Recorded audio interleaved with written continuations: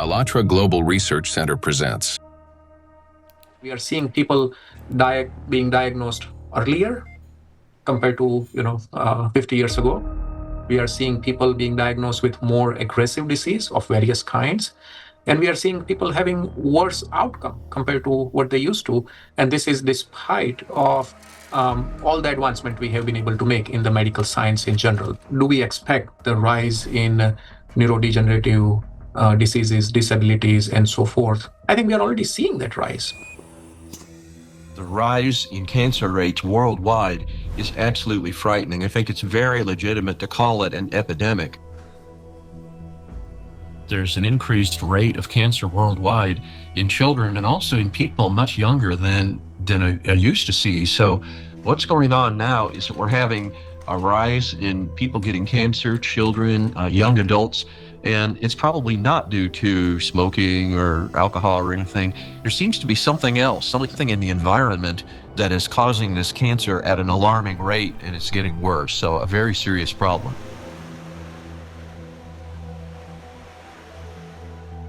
Diseases are emerging early in life. Today's generation is getting sick at ages when their parents were still healthy. And what's worse is that they're often battling not just one, but multiple chronic diseases simultaneously. How can this be happening despite all the advances in modern medicine? What if behind this rapid global decline in human health, there lies a hidden factor, one that we've overlooked all along? Nanoplastics, a threat to life. We're talking about microplastics, tiny particles that can't be seen with the naked eye. They're much thinner than a human hair, extremely fine. From the molecular level to the scale of entire ecosystems, understanding microplastics is crucial for protecting the biosphere and public health.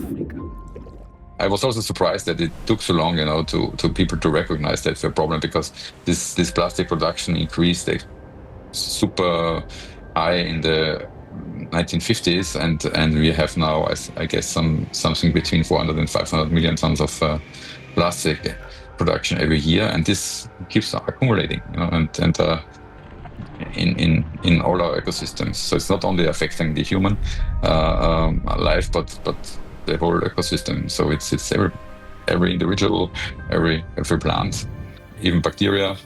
They take them up. So that's something which we have to take into account. The fact that it now pervades from our deepest ocean to our highest mountain, that it's present in more or less every living sample that scientists have looked at, and in some populations in considerable proportions, and that it's now pervading, our food, drink, and the air we breathe, to me, is quite concerning. The science has clearly, without a doubt, shown that these chemicals, these particles are very harmful for us in various ways, not just one organ system, but all organ systems are affected. Plastic symbolizes progress, a triumph of human ingenuity, a material that is light, strong, and built to last forever. Yet, as humanity, we miss something crucial. We fail to notice how the very material created to improve our lives began instead to endanger them. Unfortunately, people often underestimate the true threat posed by plastics. Many think of it merely as an environmental problem. Bottles scattered on beaches, debris floating across the sea. And yes, these do pollute our planet. But large plastic pieces alone cannot destroy the entire biosphere, including humanity, unlike the microscopic particles they eventually become. This plastic bottle, in this form, it poses no immediate danger. But everything changes once this solid object disintegrates into masses of microscopic fragments. If this half-liter bottle were broken down into plastic particles just 1 micrometer in size, it would create roughly 10 trillion of them. And if all those particles were to penetrate the cells of a human body at once, this single bottle, in the form of nanoparticles, would destroy a person within minutes.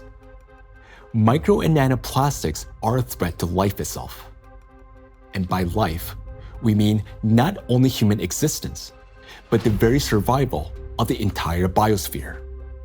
Scientists are sounding the alarm that even today, exposure to these particles is leading to deterioration of health, as well as physical and cognitive decline across humankind. A growing body of research links micro and nanoplastics to the development of diseases, genetic mutations, and the rise of antibiotic resistance. Some researchers even associate tiny plastics with climate anomalies, natural disasters, and increase in seismic activity as trillions of microscopic particles interact with the environment. Over time, they could create uninhabitable zones across our planet. And all of this begins with a simple chain reaction. When plastic, like this very plastic bottle, breaks down into micro and nanoplastics. This documentary is a result of a large-scale investigation. We have examined hundreds of scientific studies and thousands of facts to answer key questions, like why are plastics so particularly dangerous? How can plastic particles threaten the very foundation of life? And what chances remain for humanity to change its course? Today, only a few hundred, perhaps a few thousand people truly understand the magnitude of this threat. A number far too small for a world of 8 billion. But by watching this documentary, you will become one of the few who understand what's really happening. This is a story of why researchers studying nanoplastics call them the #1 killer, and how they're already reshaping our future. Plastic interferes with the universal language of life.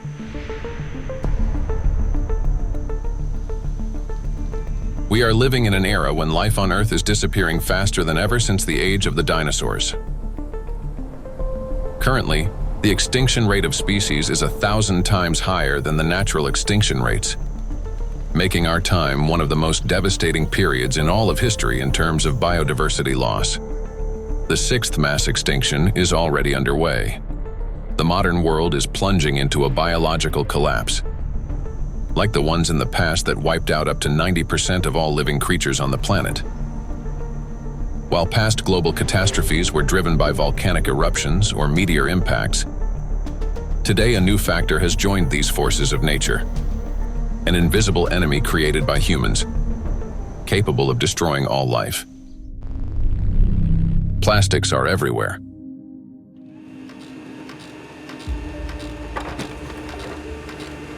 Since the mid-20th century, humanity has produced more than 9 billion tons of plastic, a material that was meant to make life easier, but has instead become a deadly trap for nature and for humanity.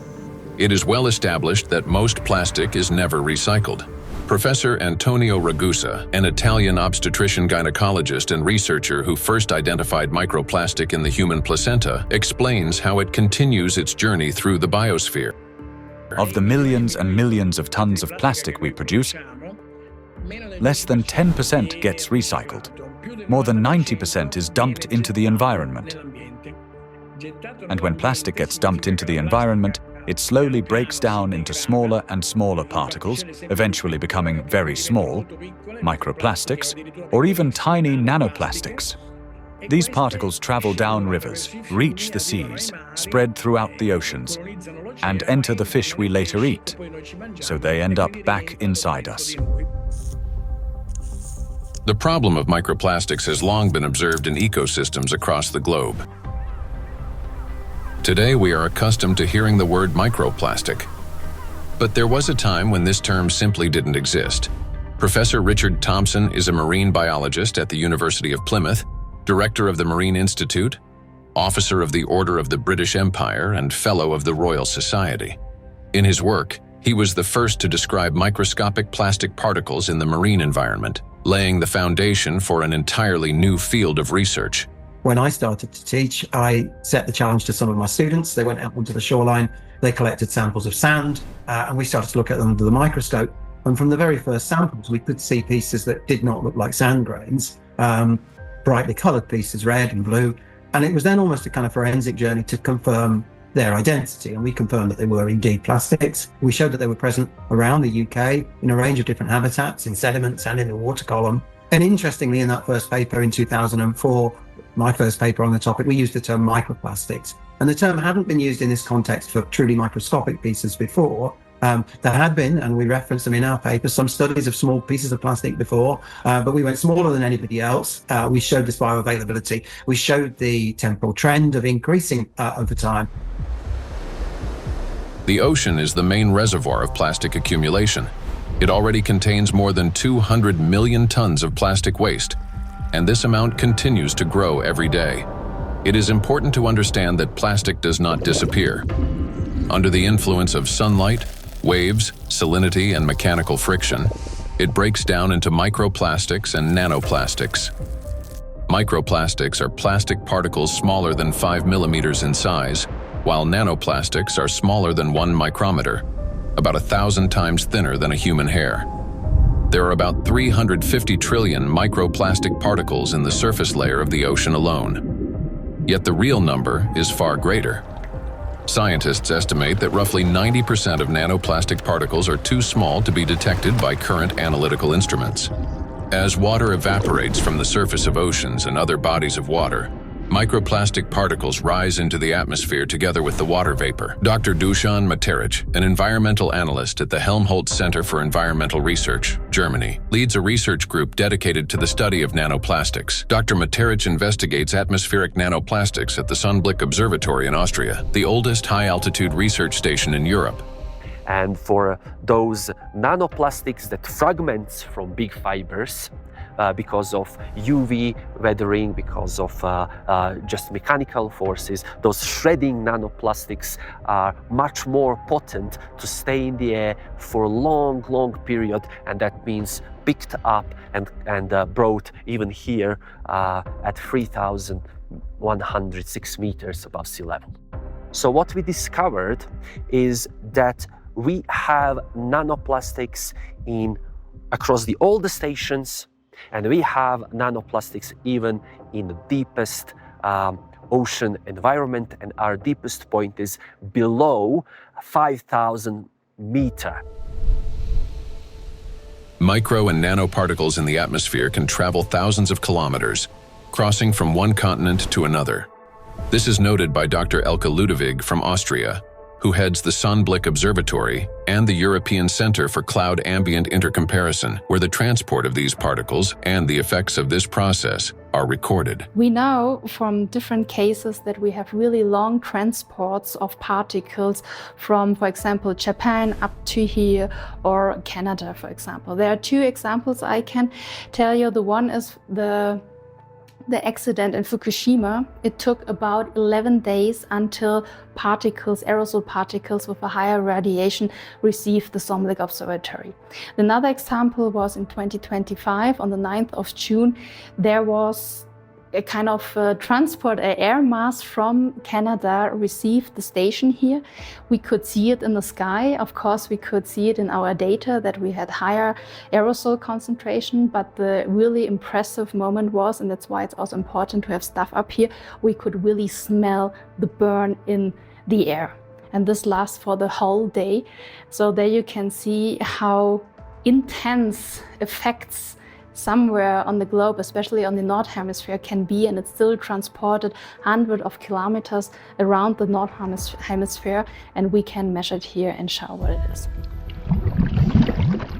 Atmospheric micro and nanoplastics then return to Earth with precipitation, falling with rain or snow and settling in forests, on farmland, and across grasslands, where they seep into the soil and penetrate plants.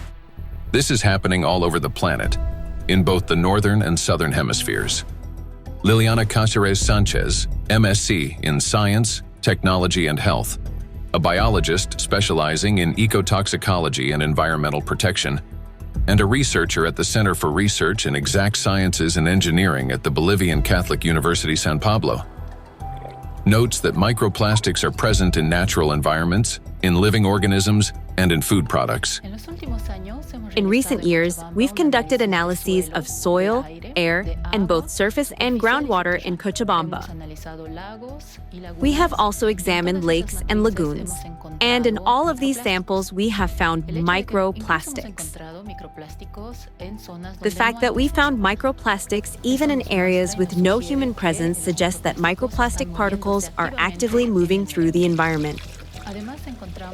In addition, we identified their presence in food and in living organisms.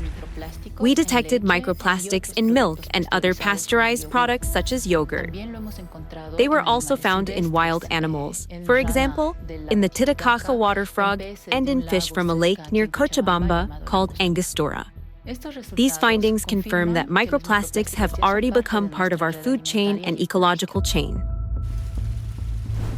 Due to microplastic pollution, 1 in 10 grains of the world's 3 main food crops, rice, wheat, and corn, may die before harvest. In addition, researchers from the University of Catania have found high concentrations of microplastic particles in apples, pears, carrots, potatoes, lettuce, and broccoli. Overall, apples and carrots contained the highest levels of contamination, and fruits were found to have more plastic particles than vegetables. On dairy farms in several countries, microplastic particles have been found in samples of hay and other types of cattle feed.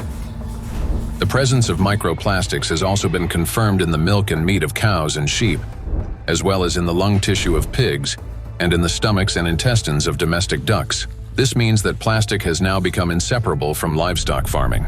Scientists from the University of Newcastle in Australia estimate that the average person today consumes around 250 grams of plastic per year through food, the weight equivalent of 50 plastic bags. Moreover, humans inhale micro and nanoplastics. According to studies, an adult can inhale up to 106,000 microplastic particles during a 2-hour walk in a large city. And in areas near bodies of water, that number significantly increases. We encounter micro and nanoplastic every day when we brush our teeth, take a shower, eat, run errands, go for a walk, wear our clothes, use household appliances, or take medications, and when we are working on a computer, riding public transport, drinking coffee on the go, shopping in a supermarket, or relaxing outdoors. Micro and nanoplastics are everywhere, and we barely notice how deeply these particles have become embedded in our everyday lives today. There are 3 ways plastic gets into the body: through inhalation, through the skin, and through food. And what happens next? It enters the bloodstream. Until fairly recently, about 15 years ago, people thought plastic was inert. And in fact, if you look at these plastic pellets, not microplastics but larger macroplastics, even if you put them in water, they just sit there quietly. It seems like they don't interfere much with the environment. But once they break down into micro and nanoplastics, they get into the human body through those 3 pathways, enter the bloodstream, and from there reach all the parenchymal tissues, that is, the organs, kidneys, liver, heart, arteries, veins, placenta, breast milk.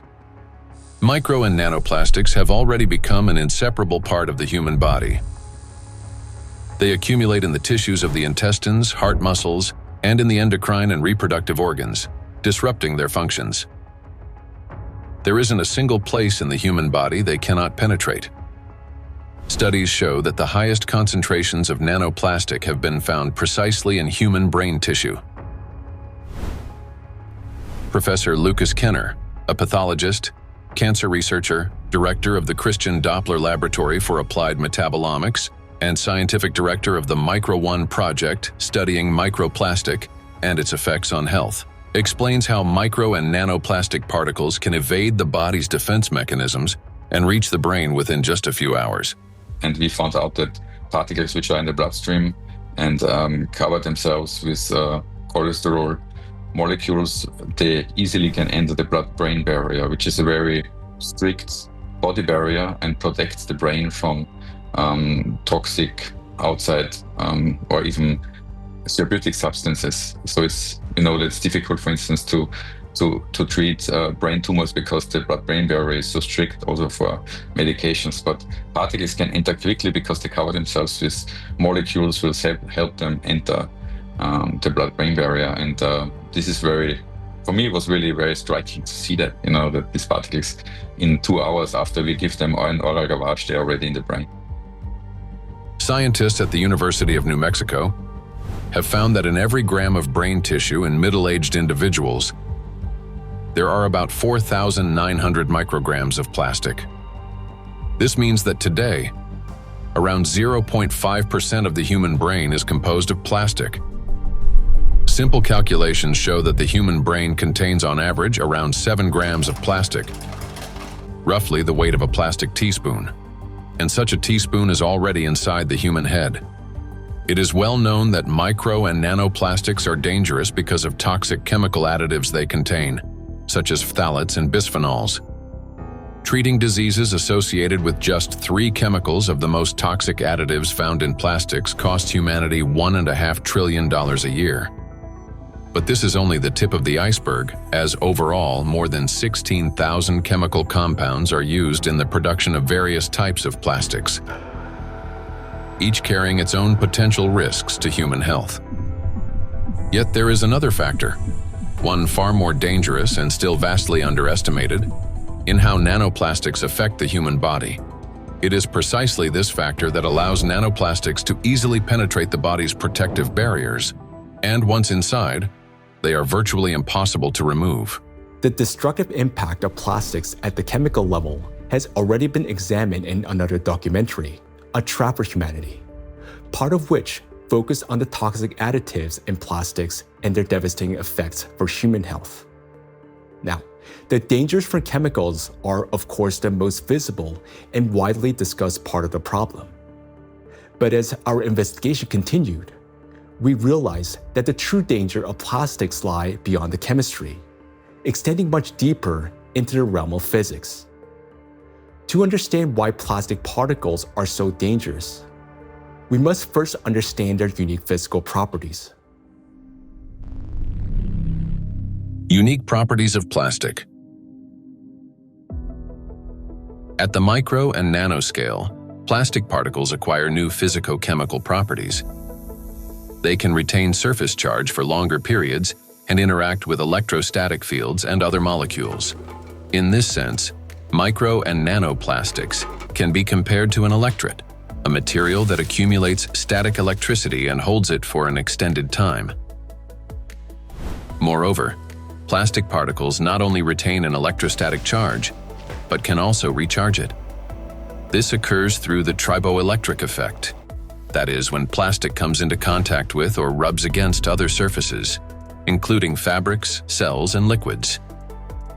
In other words, plastic particles can recharge themselves, restoring their electrostatic charge again and again. To understand how the properties of plastic differ from those of other materials, we conducted a simple experiment.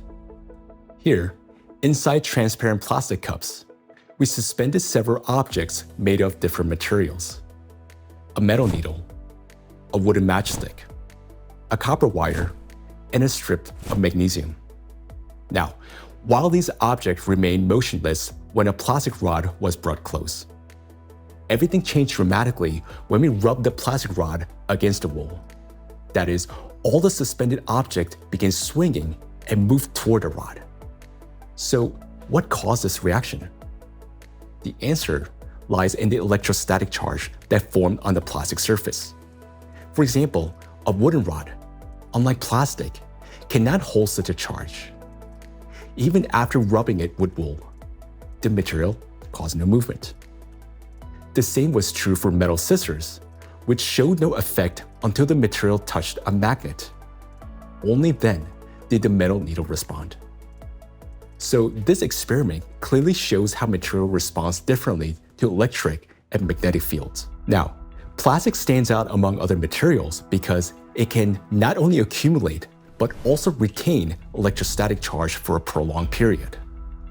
This is distinct from wood, which quickly dissipates charge because of its moisture content, and therefore has little effect on other nearby objects. it's a dielectric material. Metals, on the other hand, do not hold charge but quickly redistributes it across their surface. They're conductors. Magnets, meanwhile, create magnetic rather than electric fields and thus cannot attract electrically neutral objects in the way a charged plastic can. So this is what makes electrostatically charged plastic so dangerous. It is an invisible force capable of changing everything around it. Once charged, plastic can attract even neutral particles, disrupting many natural physical processes.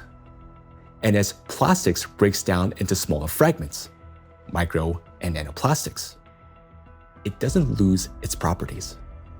In fact, the impact of plastic on the environment and living organisms only intensifies as the particles become smaller. It's the charge that makes plastic especially dangerous to all life on our planet. Therefore, plastic cannot be regarded as passive waste. It is an active, electrically charged material capable of interacting with nearly all substances on Earth, from atmospheric particles to living cells. The smaller the plastic particle, the more active it becomes, and the more dangerous its impact.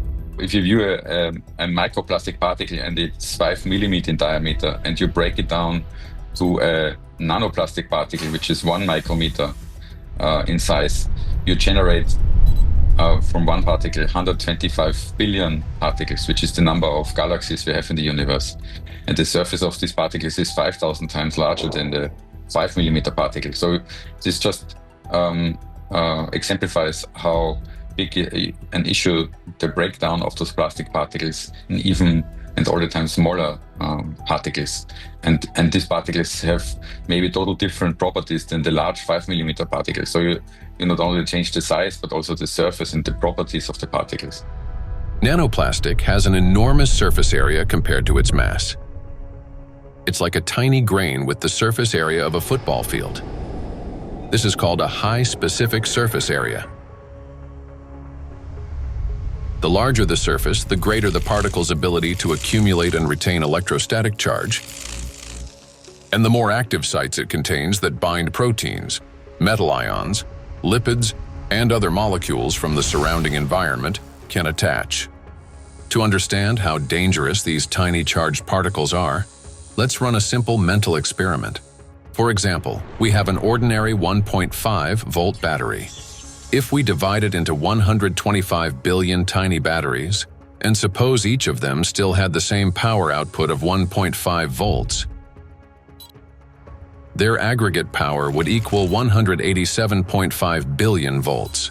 Imagine how much greater the voltage will become. Similar things happen with plastic. When a single fragment of plastic is divided into 125 billion particles, each carrying a charge, the amount of charge increases. Today, millions of tons of plastic in our biosphere are constantly breaking down into smaller and smaller particles, each carrying an electrostatic charge that allows it to penetrate everywhere. Consequently, as the number of electrostatically charged plastic particles grows, and excess electrical potential builds up throughout our planet. This is a major factor disrupting the Earth's energy balance, contributing to warming of the oceans, increase in atmospheric anomalies, as well as the number and severity of natural disasters each year.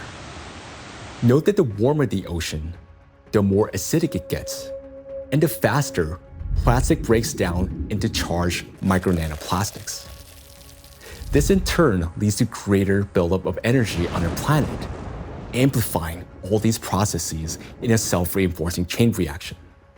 In addition, the smaller the particle, the more easily it penetrates the protected barrier of living organisms, including humans, triggering various chronic diseases and killing millions of people. We'll explore all of this in detail. In other words, plastic fragmentation does not make it safer. On the contrary, it transforms it into nanoparticles that readily penetrate living organisms. We know so far that compared to microplastics, nanoplastics can pass through the cell membranes much easily. That means that they can go to our bloodstream, not just us animals as well, and they can be carried to certain organs, deposited there, hard to be excreted back and things like that. This is why nanoplastic is far more dangerous than microplastic, as its capacity to accumulate electrostatic charge is significantly greater. Due to their electrolyte behavior and small size, plastics do not remain inert particles. They become charged and transform into trillions of micro and nano killers. It is through this charge that tiny plastics can penetrate deep into the living tissues and even destroy them. Today, these particles are everywhere, and they're already interfering with the delicate electrical processes in nature. Now, we often think of electricity as something artificial, confined to light bulbs, batteries, and wires. But in reality, electrical impulses are the very language of life. That is, they enable the entire biosphere to function.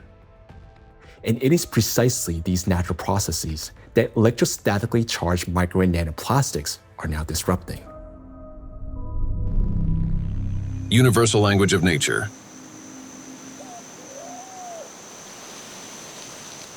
The universal language of nature is invisible, yet it is what connects all living beings into a single whole. Forests. In forests, tree roots are linked with fungal networks, forming a complex and interconnected system beneath the soil that scientists call the Wood Wide Web. This network not only distributes water and nutrients, but also enables plants to exchange information.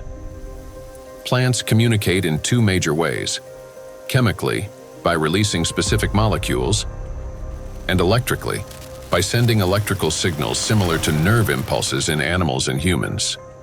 For example, when insects attack, a tree generates an electrical signal that triggers defensive responses. This signal can travel through roots into the fungal network, reaching other trees. A similar effect was detected by scientists during a solar eclipse. The bioelectric signals of trees began to synchronize, forming a single impulse. The oldest trees responded first, as if they remembered such events, and were warning the younger ones. Through electrical signals, plants can coordinate their growth, warn each other of danger, adapt collectively to stress, and even store shared memory. It is precisely this finely tuned system that is now being disrupted by micro and nanoplastics. Today, forests have become vast reservoirs of microplastics. Research shows that forests capture microplastic from the atmosphere. As air currents pass through forests, they carry tons of microplastic particles. The forest functions as a massive filter. Tree canopies and leaves literally comb out particles from the air. In the past, this process helped purify the atmosphere from dust and dirt. Today, however, along with these natural particles, micro and nanoplastic are also being trapped. Unlike dust, which can become part of organic matter, plastic does not decompose. It remains in leaves, accumulates in soil, and persists in forest air. Every day, dozens of microplastic particles settle on each square meter of the forest canopy. Scientists estimated the annual deposition of microplastics in forest soils and showed that it correlates with the scale of plastic production in Europe. Assuming that atmospheric fallout is the primary source, they concluded that roughly 400,000 microplastic particles per square meter could accumulate in forest soil over a 70-year period. Charged particles distort bioelectrical signals and deprive forests of their ability to adapt and survive. Negatively charged nanoparticles penetrate plant roots more easily, disrupting nutrient absorption. As a result, growth slows down and root formation is impaired. In addition, electrostatically charged micro and nanoparticles of plastic adhere to leaves and penetrate plant cells, impairing photosynthesis.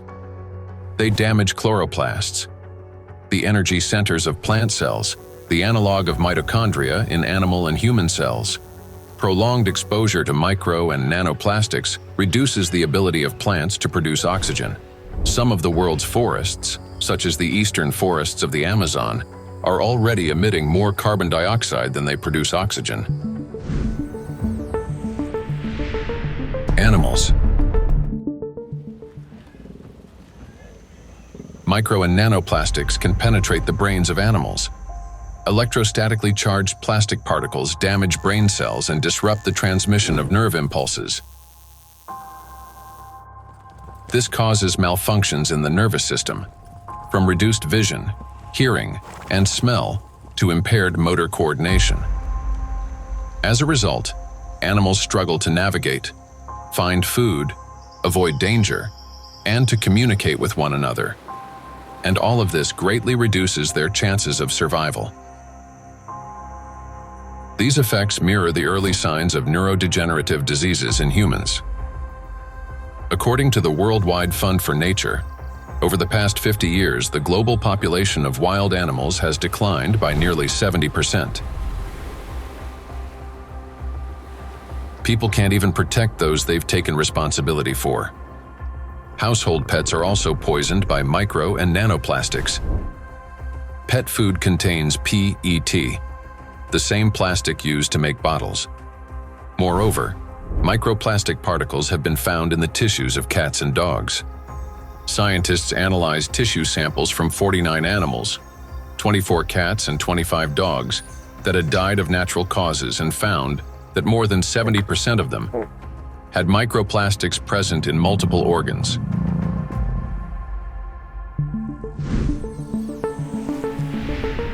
Insects. The rate of insect extinction is 8 times higher than that of mammals, birds, or reptiles. The crisis is especially severe for pollinators, bees, whose role in ecosystems and agriculture is critical. Wild and domesticated bees pollinate 75% of agricultural crops and 90% of wild flowering plants. More than 30% of the world's food production depends on bees. Today, populations of honeybees and wild bees are declining rapidly. If this trend continues, half of all bee populations may disappear within the next decade. The disappearance of bees means the loss of the link that connects plants and food, nature, and humanity. Studies by Indian researchers have identified a correlation between microplastic pollution and declining populations of insects. Bees interact with their environment through electrical impulses. They navigate not only by scent, color, and flower shape, but also, remarkably, by sensing a flower's electric field. When a bee approaches a flower, they communicate through the electrical field. As bees fly, friction with the air gives their bodies a positive charge, while flowers, being grounded, carry a negative charge. This difference creates an electric field that allows pollen to transfer to the bee even before it lands. Experiments have shown that bees can distinguish flowers by their electric fields, associate specific electrical signals with the presence of nectar, and even determine a flower's freshness by the strength of its residual charge. After a flower has been visited, its electric field weakens, and other bees can read the signal that the flower contains less nectar. Moreover, the bee's own electric charge can stimulate a plant to release fragrance, attracting even more pollinators. Thus, an entire electrical communication system operates between bees and flowers. The electrostatic charge carried by micro and nanoplastics distorts these electrical impulses, affecting the bee's brain and nervous system. As a result, bees can no longer recognize flowers, locate nectar, find its way home, or identify members of their colony. Even the smallest doses of microplastics can be lethal to bees. Bees are covered in sensitive hairs and constantly interact with their environment, allowing plastic particles to settle on their bodies and easily penetrate them. One of the leading experts studying the impact of microplastics on insects is Professor David Baraki, PhD in ecology and animal ethology, biologist, and head of the Cognitive and Behavioral Ecology Lab, B-Lab, at the University of Florence. We already know from our studies and studies from other colleagues that, for instance, the microplastic can affect the gut microbiome. So if they feed with microplastics, this can generate dysbiosis, or the microbiota can be affected. In the same way, we found that it can affect the immune response. So both honeybees and bumblebees have a kind of immune depression, so they are not any longer able to fight infections. And they can also show altered behavior. So for instance, again, learning and memory is affected. Polyethylene doesn't seem to hurt too much honeybees. And polyestyrene had a strong impact, not only on survival, but also on learning and memory. So in our experiment, we really found that this polymer, concentration that we probably can find in environment can actually impair memory formation and memory retrieval. And this is, of course, alarming because for honeybees, it's, as I said, it's very, very important to have a good learning and memory capabilities. When microplastics enter a bee's body through food or air, they damage the intestine, disrupt metabolism and reproductive function, weaken the immune system, and alter their behavior, even to the point of losing the ability to navigate.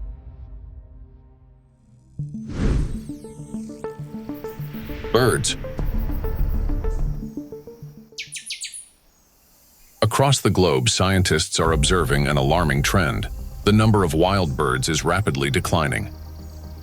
In North America alone, over the past 50 years, approximately 3 billion birds have disappeared. That is a quarter of the entire bird population. Electrical signals play as vital a role in the lives of birds as they do throughout the entire biosphere. The avian nervous system functions through transmission of electrical signals from the brain to all parts of the body. Those impulses control movements of wings, tail, and body in flight, vision and coordination, cognitive responses, for example, evading predators, song and vocal communication.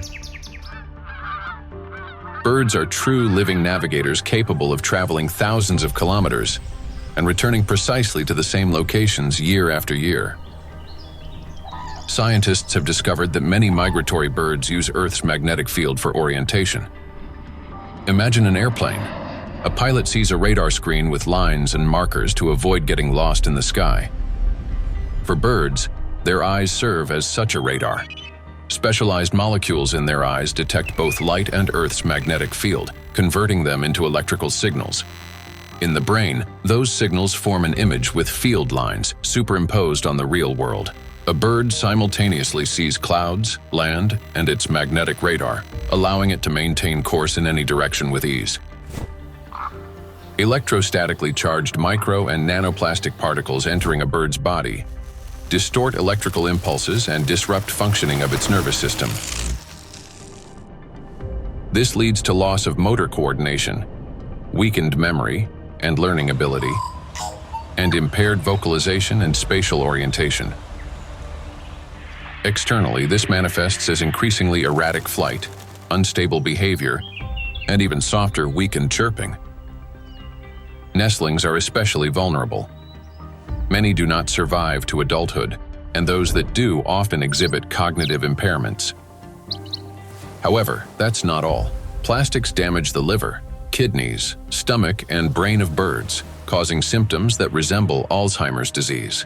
Even birds that appear healthy lose the ability to adequately care for their partners and offspring, sharply reducing their chances of successful reproduction.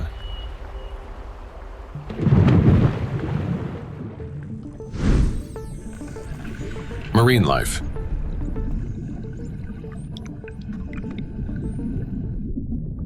Beneath the surface reigns a unique world where vision weakens and sounds become distorted.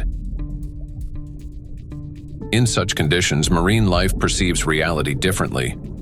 Through electroreception, the ability to sense faint electric fields and navigate by them. Predators such as sharks can detect tiny electrical impulses produced by muscle contractions and the heartbeat of their prey. Even if a fish remains motionless and hidden in sand, its bioelectric signals reveal its location. All living organisms in water generate continuous bioelectric fields due to ion flow across their skin. Those fields are subtly altered when the animal moves or when another living being appears nearby. Electrical impulses are an inseparable part of life itself, even underwater. Electrostatically charged micro and nanoplastics can distort or block those signals, which makes marine creatures especially vulnerable. As a result, marine animals and fish lose their ability to accurately locate prey, avoid predators, and follow migration routes. This threatens their survival and leads to population declines. Furthermore, fish exposed to microplastics exhibit a wide range of toxic effects, from immune system dysfunction to altered blood composition. Signs of neurotoxicity, growth retardation, and reduced reproductive capacity have also been documented in fish.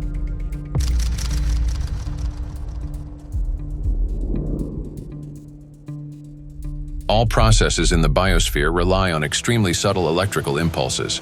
It is these impulses that become distorted by electrostatically charged micro and nanoplastic. Micro and nanoplastics have already permeated every environment and integrated into all ecosystems. The examples given here represent only a small part of a global problem. Disruptions are occurring throughout the biosphere without exception, and the outcome is the same everywhere. Distortion of signal transmission, breakdown of biological connections, malfunction of living systems, and ultimately, the death of life itself. Micro and nanoplastics are everywhere, and everything they touch is slowly dying.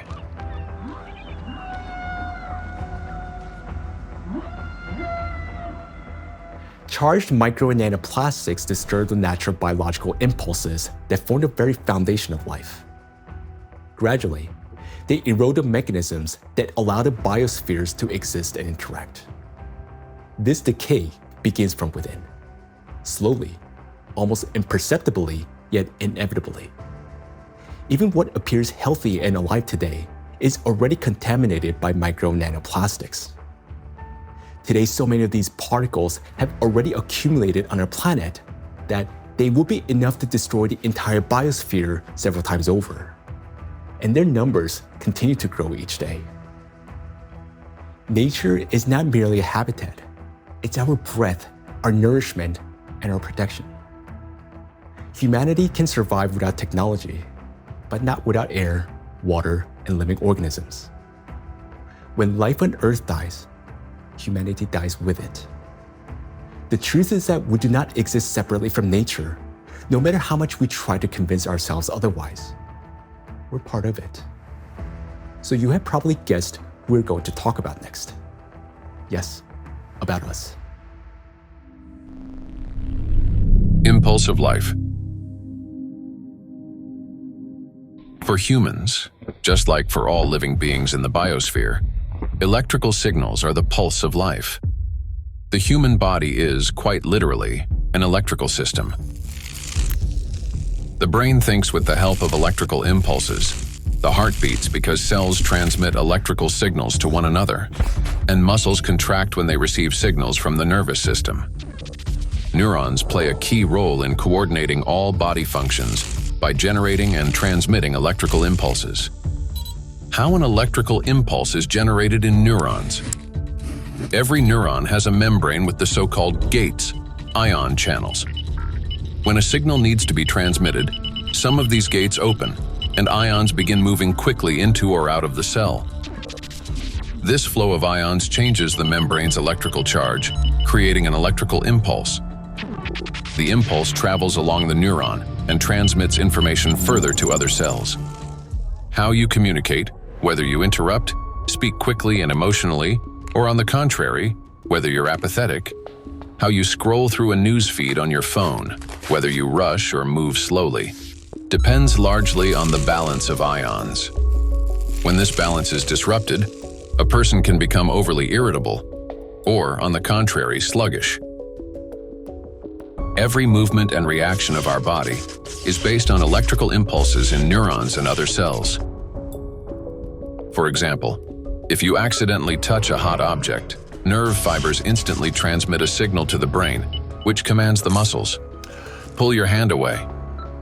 Without electrical impulses, the body wouldn't be able to maintain a stable internal state, homeostasis.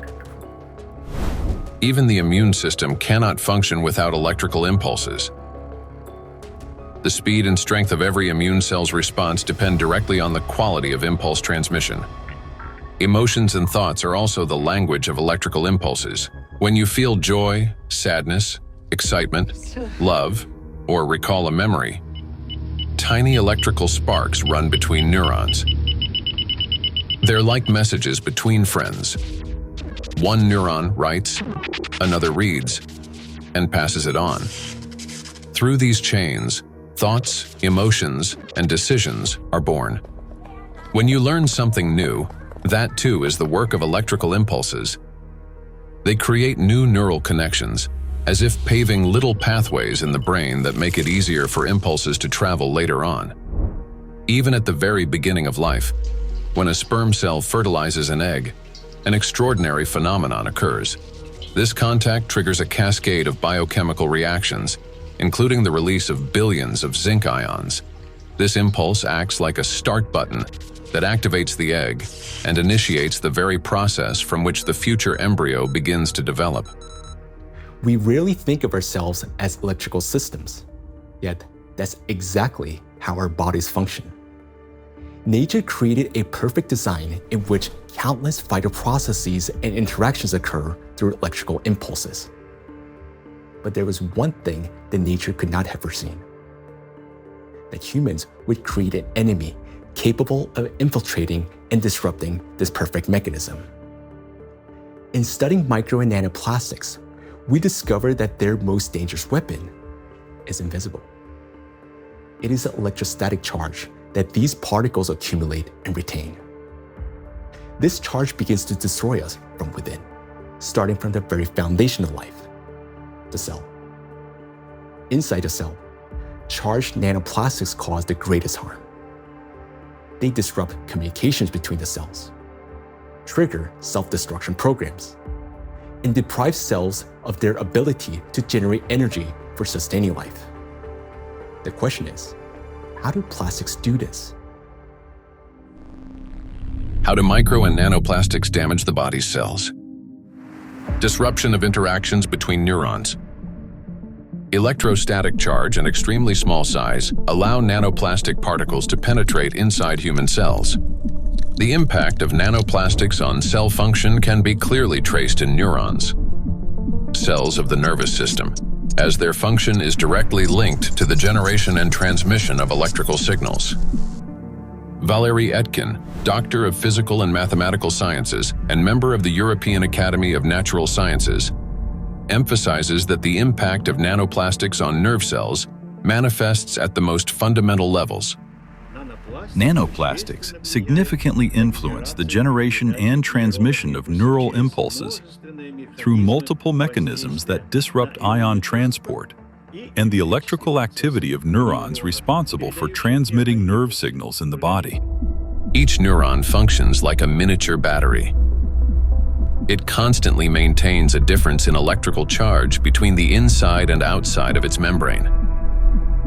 This enables the neuron to be ready to transmit a signal at the right moment. Charged nanoplastic disturbs this delicate balance, making the cell behave unpredictably. A neuron may activate prematurely, like a light flickering on without command, or conversely, fail to transmit a signal when needed. Such interference disrupts the operation of entire neural networks, like a city experiencing power outages, where neighborhoods go dark one after another, leading to a blackout. In addition, as shown by research conducted by Chinese scientists from Southern Medical University in Guangzhou, nanoplastic interferes with the operation of ion channels. Nanoplastic carrying an electrostatic charge can interact with these channels and alter their structure. As a result, the gates may fail to open or remain open for too long. This also disturbs normal signal transmission throughout the nervous system. When electrostatic interactions occur with charged membrane lipids, they cause a redistribution of charged lipids and proteins within the membrane, which leads to impaired functionality of these lipid membranes. This results in localized changes in ion concentration and the formation of ion concentration gradients around charged particles. The function of ion pumps, which are essential for maintaining ion balance, becomes disrupted. Ion pumps are mechanisms that move substances against their concentration gradients, a process known as active transport. When these processes become unbalanced, they accumulate energy that can later be used by biological systems to perform work. And so, the work of these pumps may be disrupted, yet it's one of the core mechanisms underlying biological activity. Signal transmission between neurons is a complex yet remarkably coordinated electrochemical communication process in which special molecules, neurotransmitters, play a crucial role. These molecules act as couriers, transferring information from one neuron to another in a strictly ordered manner. Nanoplastic particles carrying an electrostatic charge can interfere with the release of neurotransmitters or trigger their discharge without proper signaling. As a result, chaotic and false signals emerge in the brain, as if the nervous system can no longer distinguish what messages to send, when to send them, or where they should go.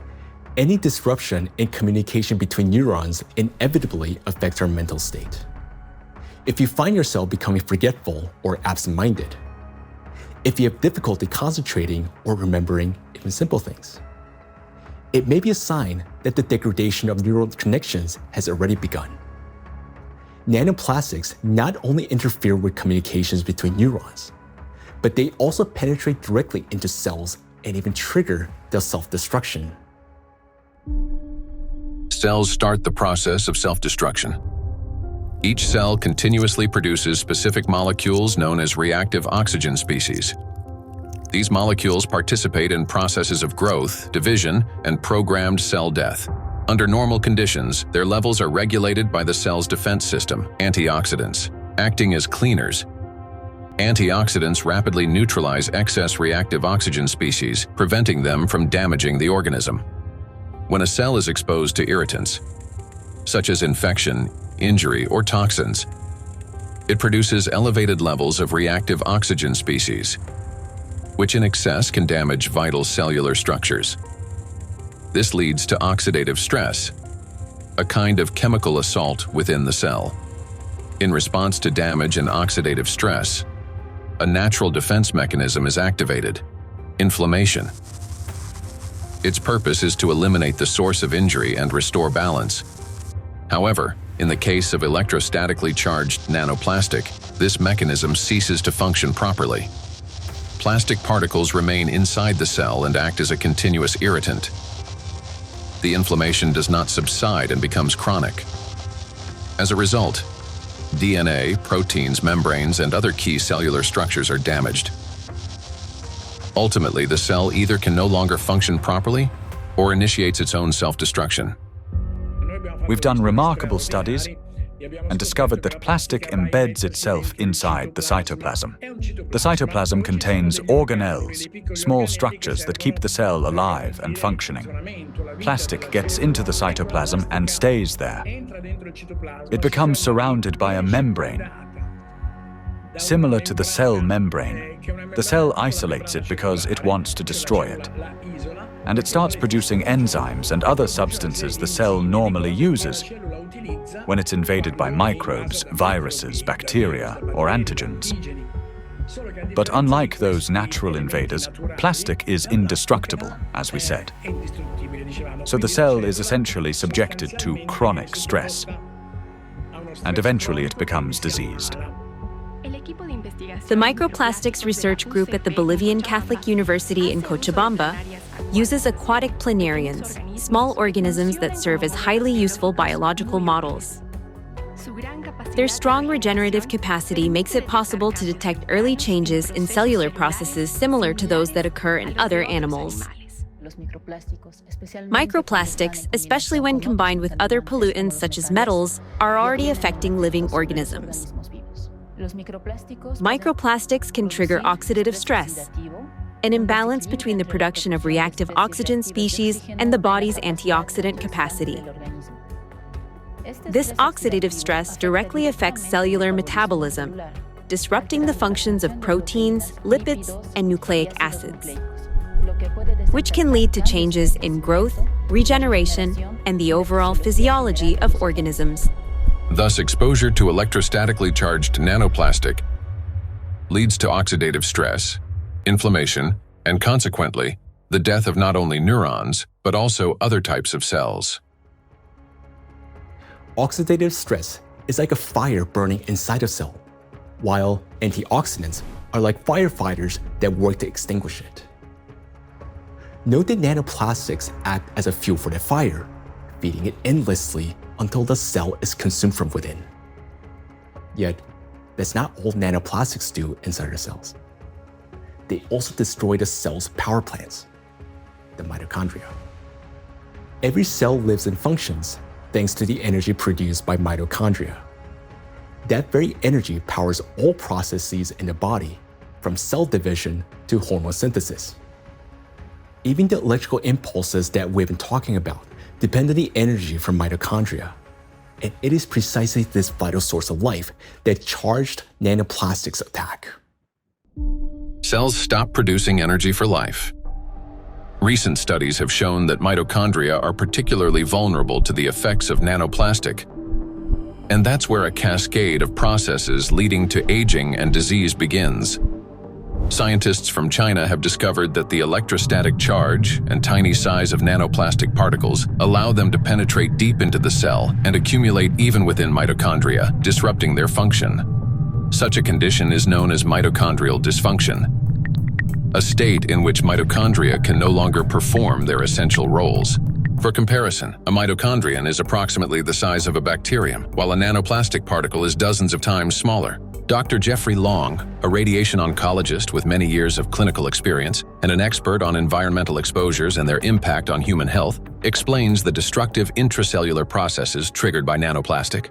They can get into the cell and they can damage the critical parts of the cell, particularly mitochondria. Mitochondria in each cell in the human body is sort of the energy machine. It produces the stuff, raw stuff that provides energy to the entire rest of the cell. And it is frightening to understand, and increasingly so with increasing scientific studies, that nanoparticles nanoplastics, as they get in, are actually damaging the mitochondria, that energy-producing part of the cell. They're also damaging the part of the cell involved in division and reproduction called DNA. And certainly they can affect other molecules and proteins within the cell. Mitochondria are the cell's energy and signaling center. They regulate metabolism, control cell growth and division, protect against oxidative stress, modulate inflammation and immune responses, and trigger programmed cell death. One of their key functions is cellular respiration, the process by which energy is produced. Energy in the human body is generated as follows. First, proteins, fats, and carbohydrates from food are broken down into simple molecules. These molecules then enter the mitochondria, where electrons are extracted from them. The electrons move along a specialized chain of proteins, much like an electric current passing through wires. This electron flow drives the mitochondrial energy machinery, resulting in the production of ATP, the universal fuel that powers all organs and tissues. A single mitochondrion can produce up to 10 million molecules of ATP per day. However, electrostatically charged nanoplastic interferes with this delicate process. Its particles disrupt movement of electrons and reduce the efficiency of ATP synthesis. It is similar to a power plant where the wiring begins to short circuit. The generator falters, energy output drops, and the entire system starts to fail more quickly. Mitochondria have their own DNA, a set of instructions for energy production. Without it, mitochondria cannot generate energy, and the cell gradually loses its power source and begins to deteriorate. Exposure to nanoplastic causes mutations to accumulate rapidly in mitochondrial DNA, further impairing mitochondrial function. Studies published in 2023 demonstrated that 50 nanometer polystyrene nanoparticles sharply reduce ATP production and increase the number of mutations in mitochondrial DNA. We have studies on this, with dramatic images taken using a scanning electron microscope, as well as a transmission one, where you can actually see plastic destroying the mitochondria, the structures that produce a cell's energy. Chronic exposure to nanoplastic turns cells into a battlefield. Their electrostatic charge prevents mitochondria from carrying out their essential functions, and this disruption marks the beginning of the slow decline of cells, tissues, and organs. We have now seen the key mechanisms by which charged nanoplastic particles damage cells. Each of these processes is destructive on their own, but they also occur simultaneously and amplify one another's effects. This chain reaction unleashes an avalanche of damages leading to cell death, and ultimately causing systemic breakdowns and accelerating biological aging. Micro and nanoplastics accelerate aging. We tend to think that aging begins with wrinkles, gray hair, or fatigue. But in reality, it starts deep within the cells, with mitochondrial dysfunction and failures in key biological processes. Over time, damaged and dying cells accumulate, and the body loses its ability to renew itself. Aging is the gradual wear and tear of life's internal mechanisms. Scientists identify several main mechanisms of aging, such as oxidative stress, mitochondrial dysfunction, chronic inflammation, telomere shortening, DNA damage accumulation, epigenetic alterations. These same mechanisms underlie various diseases. When mitochondria can no longer produce sufficient energy, when DNA damage accumulates, and when inflammation becomes chronic, the organism grows increasingly vulnerable. This is when conditions such as diabetes, cancer, heart attack, dementia, and Alzheimer's disease begin to develop, and they all share one root cause: the aging of cells and tissues. Here's the crucial point. Electrostatically charged nanoplastic induces the same processes: oxidative stress, DNA damage, mitochondrial dysfunction, telomere shortening, chronic inflammation, and epigenetic alterations. Thus, electrostatically charged nanoplastic artificially accelerates cellular aging. What once unfolded over decades can now progress many times faster under its influence. And we are already witnessing the consequences. Diseases are becoming younger. Scientists have found that modern generations develop illnesses earlier and accumulate more chronic conditions than their parents did at the same age. Even a difference of just a few years now translates into noticeably higher rates of disease. Cancer and hypertension remain the most common conditions. Moreover, each subsequent generation shows an increase in the number of chronic conditions in a single individual. Diseases once considered age-related are increasingly found in young people. Notably, this trend coincides with the growing plastic pollution of the environment. As a result of exposure to electrostatically charged nanoplastic, the biological cell age of people in their 20s or 30s may already correspond to that of a 50 to 60-year-old person. So very frightening how widespread nanoplastics are everywhere. Probably each and every one of our cells, even to you talking and among the audience listening, probably all of our cells have at least some nanoplastics. So let's summarize. Aging is a gradual breakdown of the cells in our bodies. Nanoplastics accelerate this deterioration, and thus the aging itself through all those destructive processes within the cells that we've just talked about. And here lies the crucial point. The same mechanisms that drive aging also underlie many chronic diseases. In other words, micro and nanoplastics not only speed up aging, but also contribute to the development of diseases. Today, micro and nanoplastics are detected in every organ of the human body. and everywhere, in each organ, in each cell. The tiny plastic particles trigger a cascade of internal destruction. Nanoplastics damage cell membranes, disrupt ion channels, induce oxidative stress, disable mitochondria, and provoke genetic mutations. These damages affect all cell types in the same way, whether in the heart, bones, lungs, or elsewhere. Now, we know the answer to the main question that began our investigation. Why and by what mechanism are nanoplastics capable of destroying living systems at the microscopic level? But what does that mean to us, for each of us? What specific diseases arise from such cellular destruction within the human body? The answers lie ahead in the next part of our investigation. Micro and nanoplastics are damaging health. Micro and nanoplastics impact the nervous system. Neurological disorders are the leading cause of physical and cognitive disability worldwide, affecting almost 3.5 billion people. Over the past 30 years, the number of such cases has risen drastically, and scientists project that within the next 2 decades, this figure could double. Since this trend mirrors a surge of plastic pollutions in our environment, it becomes clear why these diseases are becoming more prevalent and why they're increasingly affecting younger population. Now, recall the image of a plastic spoon in the brain. Unfortunately, it doesn't sit there inert or harmless.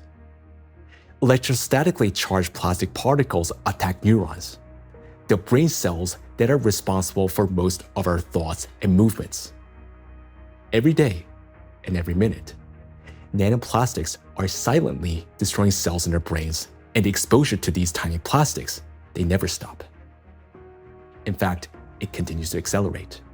Consequently, the damage of our neurons lead to severe and often irreversible diseases like Alzheimer's and Parkinson's, multiple sclerosis, epilepsy, stroke, and many others. But neurons are not limited to the brain. They form an extensive network that coordinates and synchronizes the activity of the entire body.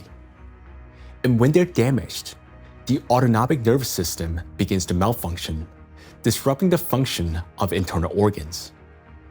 For example, the intestines contain about 500 million neurons, often referred to as a second brain. This vast network plays a vital role in digestion, immunity, and even emotional regulation. But with every sip of water and every meal, an invisible stream of micro nanoplastics enters our bodies. And unfortunately, most of these particles settle and accumulate in the intestines. Micro and nanoplastics destroy intestinal barriers. The intestine is not just a digestive organ. About 70% of the cells in our immune system are concentrated there, which means its condition directly affects the protection of the entire body. The intestinal barrier works like a filter. It allows useful substances, vitamins, nutrients, to pass through and blocks harmful ones, toxins, microbes, and foreign particles. But this entire well-coordinated system is destroyed by electrostatically charged micro and nanoplastics. It damages the cells lining the intestinal walls and weakens the tight junctions between them, making the intestinal barrier more permeable. Microbes, toxins, and plastic particles begin to penetrate the bloodstream from the intestine. In response, the immune system triggers inflammation. The intestine is also the body's second brain. Its walls contain about 500 million neurons that are directly connected to the central nervous system. This connection is called the gut-brain axis. The gut and the brain are connected through the vagus nerve. It is like a direct phone line through which they constantly exchange messages. The brain gives commands to the intestines on what to do, and the intestine informs the brain about their condition. A key role in this communication is played by the microbiota, 100 trillion beneficial bacteria.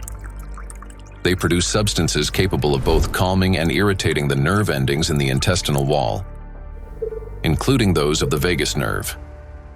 Charged micro and nanoplastics disrupt the balance of gut microbiota.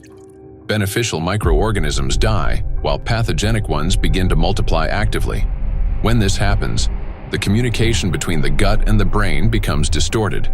When nanoplastics enter the intestine, it triggers a vicious cycle of destruction. The damage that begins in the intestine leads to systemic malfunctions throughout the body. The digestive, immune, nervous, and endocrine systems all suffer. This accelerates the body's aging process and increases the risk of serious diseases such as irritable bowel syndrome and inflammatory bowel diseases, allergies and autoimmune diseases, depression, anxiety and cognitive disorders, obesity and diabetes, cardiovascular diseases, neurodegenerative diseases, such as Alzheimer's and Parkinson's. Micro and nanoplastics destroy immunity. Researchers from the University Medical Center Utrecht discovered that immune cells exposed to nanoplastic die 3 times faster than those that are not. Such accelerated death of immune cells severely weakens immunity and reduces the body's ability to fight infections. This contributes to the spread of inflammatory reactions throughout the body. Scientists from Zhengzhou University and Henan Cancer Hospital in China have found that nanoplastics penetrate even into the bone marrow and the thymus, the organs where blood and immune cells originate and mature. The bone marrow performs 2 key functions. On the one hand, it is a blood cell factory, where red blood cells, white blood cells, and platelets are formed. On the other, stem cells of the bone marrow play a role in regenerating bones, cartilage, muscles, and fat tissue. The impact of nanoplastics on stem cells means damage to the very foundation of regeneration. First, blood formation worsens. Anemia can develop due to a lack of red blood cells. Immunity decreases due to fewer white blood cells.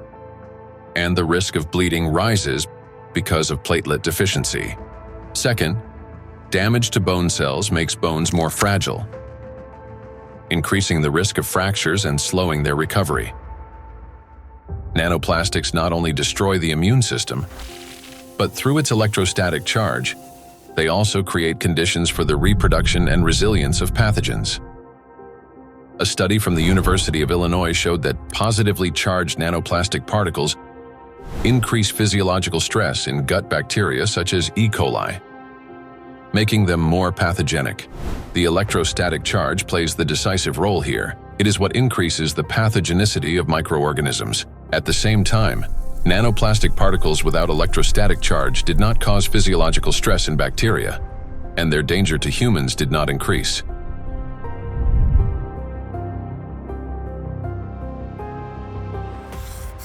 The experiment showed that microplastics, especially polystyrene, can absorb up to 98.6% of viruses, prolonging their survival outside the body for up to 7 days. Viruses that normally die under sunlight or oxygen within hours can persist on plastic for 2 to 7 days, remaining on surfaces such as handrails, bottles, and door handles. A single sneeze from an infected person can release up to 200 million viral particles into the air, which can land on any plastic surface indoors or bind with nanoplastic particles in the air and water. Microplastics become an air and water taxi, spreading infection. Once in the bloodstream, charged micro and nanoplastic particles quickly become coated with plasma proteins, forming a biocorona, which masks them as the body's own cells and makes them invisible to the immune system. Antibiotic resistance.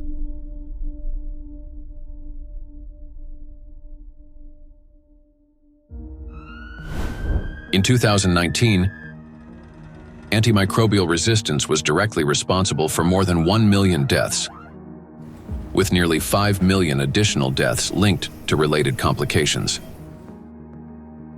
Studies in 2025 show that plastic helps bacteria develop resistance to antibiotics, driving a crisis that medicine is increasingly unable to control. Why? Because plastic is the perfect platform for bacterial growth. On its surface, they easily form biofilms, a dense protective layer shielding bacteria from sunlight, drying out, immune system attacks, and, most importantly, from antibiotics. Just like viruses, bacteria can survive on plastic longer than on other materials, sometimes for 3 days or more. This makes microplastic an efficient carrier of dangerous microbes through water, soil, and food. Paul Dabzak, PhD in water chemistry and microbiology, researcher at Center for Research in Exact Sciences and Engineering at the Bolivian Catholic University San Pablo, notes that the presence of biofilms on microplastics makes them even more dangerous. In the laboratory, we study how microplastics interact with metals and microorganisms. We observe that microplastics can adsorb metals through both physical and chemical sorption processes, and that this ability increases in the presence of bacterial biofilms that develop on the surface of the particles. These interactions depend on the type of plastic and the size of the particles, which alters their electrostatic charges. This causes microplastics to act like a magnet, attracting even more contaminants to their surfaces. In laboratory conditions, researchers from Boston University found that when bacteria come into contact with microplastic, they activate a special metabolic process linked to electron transfer. Simply put, plastic particles can share electrons with bacteria, acting as a kind of power bank for them. This process is called extracellular electron transfer. It gives bacteria extra energy, which first of all, makes them stronger, helps them divide faster, mutate, and build resilient multi-layered biofilms that block antibiotics from penetrating. Secondly, this extra energy directly accelerates antibiotic resistance. What's worse, even after plastic was removed from the experiment, bacteria retained their new properties. They mutated, became more resistant, and continued forming strong biofilms on other surfaces, even without plastic support. This means plastics may accelerate the rise and spread of the so-called superbacteria that are resistant to drug treatment. According to WHO estimates, by 2050, antimicrobial resistance will claim 10 million lives every year. Meanwhile, new antibiotics are being developed far more slowly than bacteria evolve. So think about this.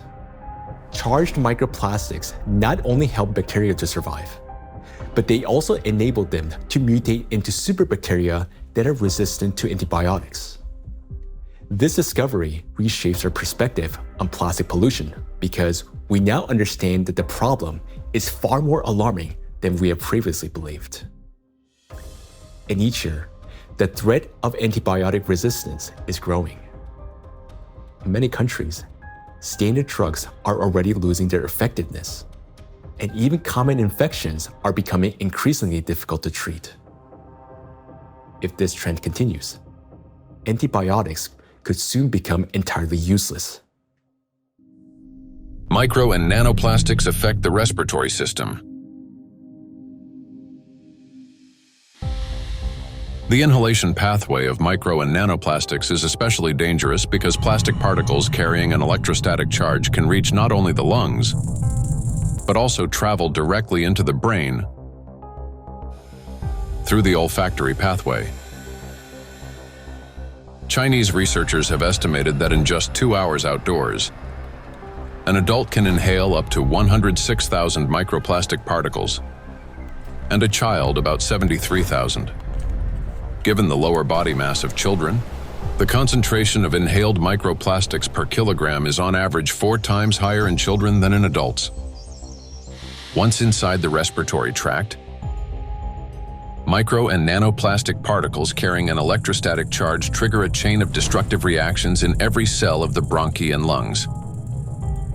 They cause oxidative stress and chronic inflammation, leading to severe consequences such as the onset and worsening of bronchial asthma, progression of chronic obstructive pulmonary disease, pulmonary fibrosis, in which healthy lung tissue is replaced by scar tissue, and an increased risk of malignant tumors of the respiratory tract.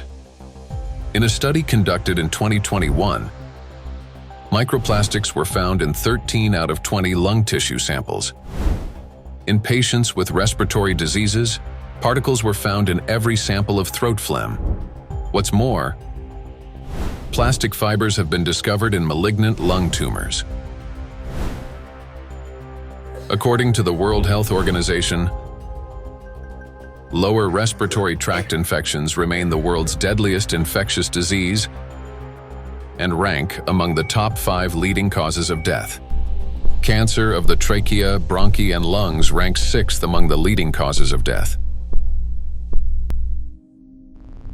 Micro and nanoplastics disrupt the functioning of the heart and blood vessels. Cardiovascular diseases are the leading cause of death worldwide. Despite tremendous efforts by the scientific community to develop and introduce innovative treatments, both the incidence and mortality from these diseases continue to rise. How do micro and nanoplastics damage the heart and blood vessels? The main thing electrostatically charged nanoplastics do is they destroy the mitochondria inside our cells. The heart is one of the body's most energy-demanding organs, and it's the mitochondria, the energy producers, that give it the power for every single beat. And when mitochondria start to malfunction, the heart literally stalls. It no longer has enough energy to maintain a normal rhythm or strong contractions. Heart attacks and strokes remain the world's leading causes of death among all diseases. In this context, it's especially alarming that scientists have found micro and nanoplastics inside atherosclerotic plaques, dense deposits within arterial walls that narrow the vessels and can obstruct blood flow. When a vessel becomes constricted or a clot forms, blood circulation to the heart or brain is disrupted, sharply increasing the risk of a heart attack or stroke. Research shows that when microplastics are present in carotid artery plaques, the risk of these life-threatening events and fatal outcomes rises by 4.5 times. Micro and nanoplastic particles trigger blood clot formation. When micro and nanoplastics enter the bloodstream, they don't simply drift there passively. Because of their electrostatic charge, plastic particles stick to vessel walls and attract blood proteins and cells. These coated particles damage the endothelium, the ultra-thin layer of cells lining the inside of blood vessels. The endothelium is like an intelligent shell of the vessels. It regulates their dilation and constriction, controls blood clotting, and protects against inflammation. However, under the influence of micro and nanoplastics, this system breaks down, leading to chronic inflammation and an increased risk of thrombosis. In addition, electrostatically charged microplastics can interact with blood cells, platelets, and red blood cells, disrupting their normal behavior. Under normal conditions, red blood cells carry a negative surface charge called the zeta potential, which keeps them from sticking together and allows blood to flow freely, even through the tiniest capillaries. But when exposed to microplastics, this charge decreases. Red blood cells begin to clump together, blood viscosity rises, and clot formation starts. As a result, clots appear in the vessels, obstructing blood flow, which is especially dangerous for the brain, heart, and eyes. This consequently increases the risk of chronic fatigue, vision disorders, hypertension, heart attack, and stroke. Nanoplastics interact with cell membranes. Positively charged nanoparticles are strongly attracted to negatively charged components, leading to disruption of membrane integrity, for example, in red blood cells, platelets, and endothelial cells. Micro and nanoplastics induce the development of cancer. The rise in cancer rates worldwide is absolutely frightening. I think it's very legitimate to call it an epidemic. The statistics are sobering. The World Health Organization estimated that in 2020, worldwide there was about 18.1 million new cases of cancer, whereas in 2022, just 2 years later, it's gone from 18.1 million up to nearly 20 million. And in fact, according to the World Health Organization, if this trend continues, by 2050, worldwide there's going to be 33 to 35 million new cases of cancer, truly an epidemic and truly a real major health issue affecting every single person everywhere in the world. So yes, that's a huge problem. For a long time, cancer was considered a disease of old age, the result of accumulated DNA mutations, weakened immunity, and years of exposure to carcinogens. But today, because of nanoplastic exposure, mutations can begin to build up in the body at much earlier stages of life.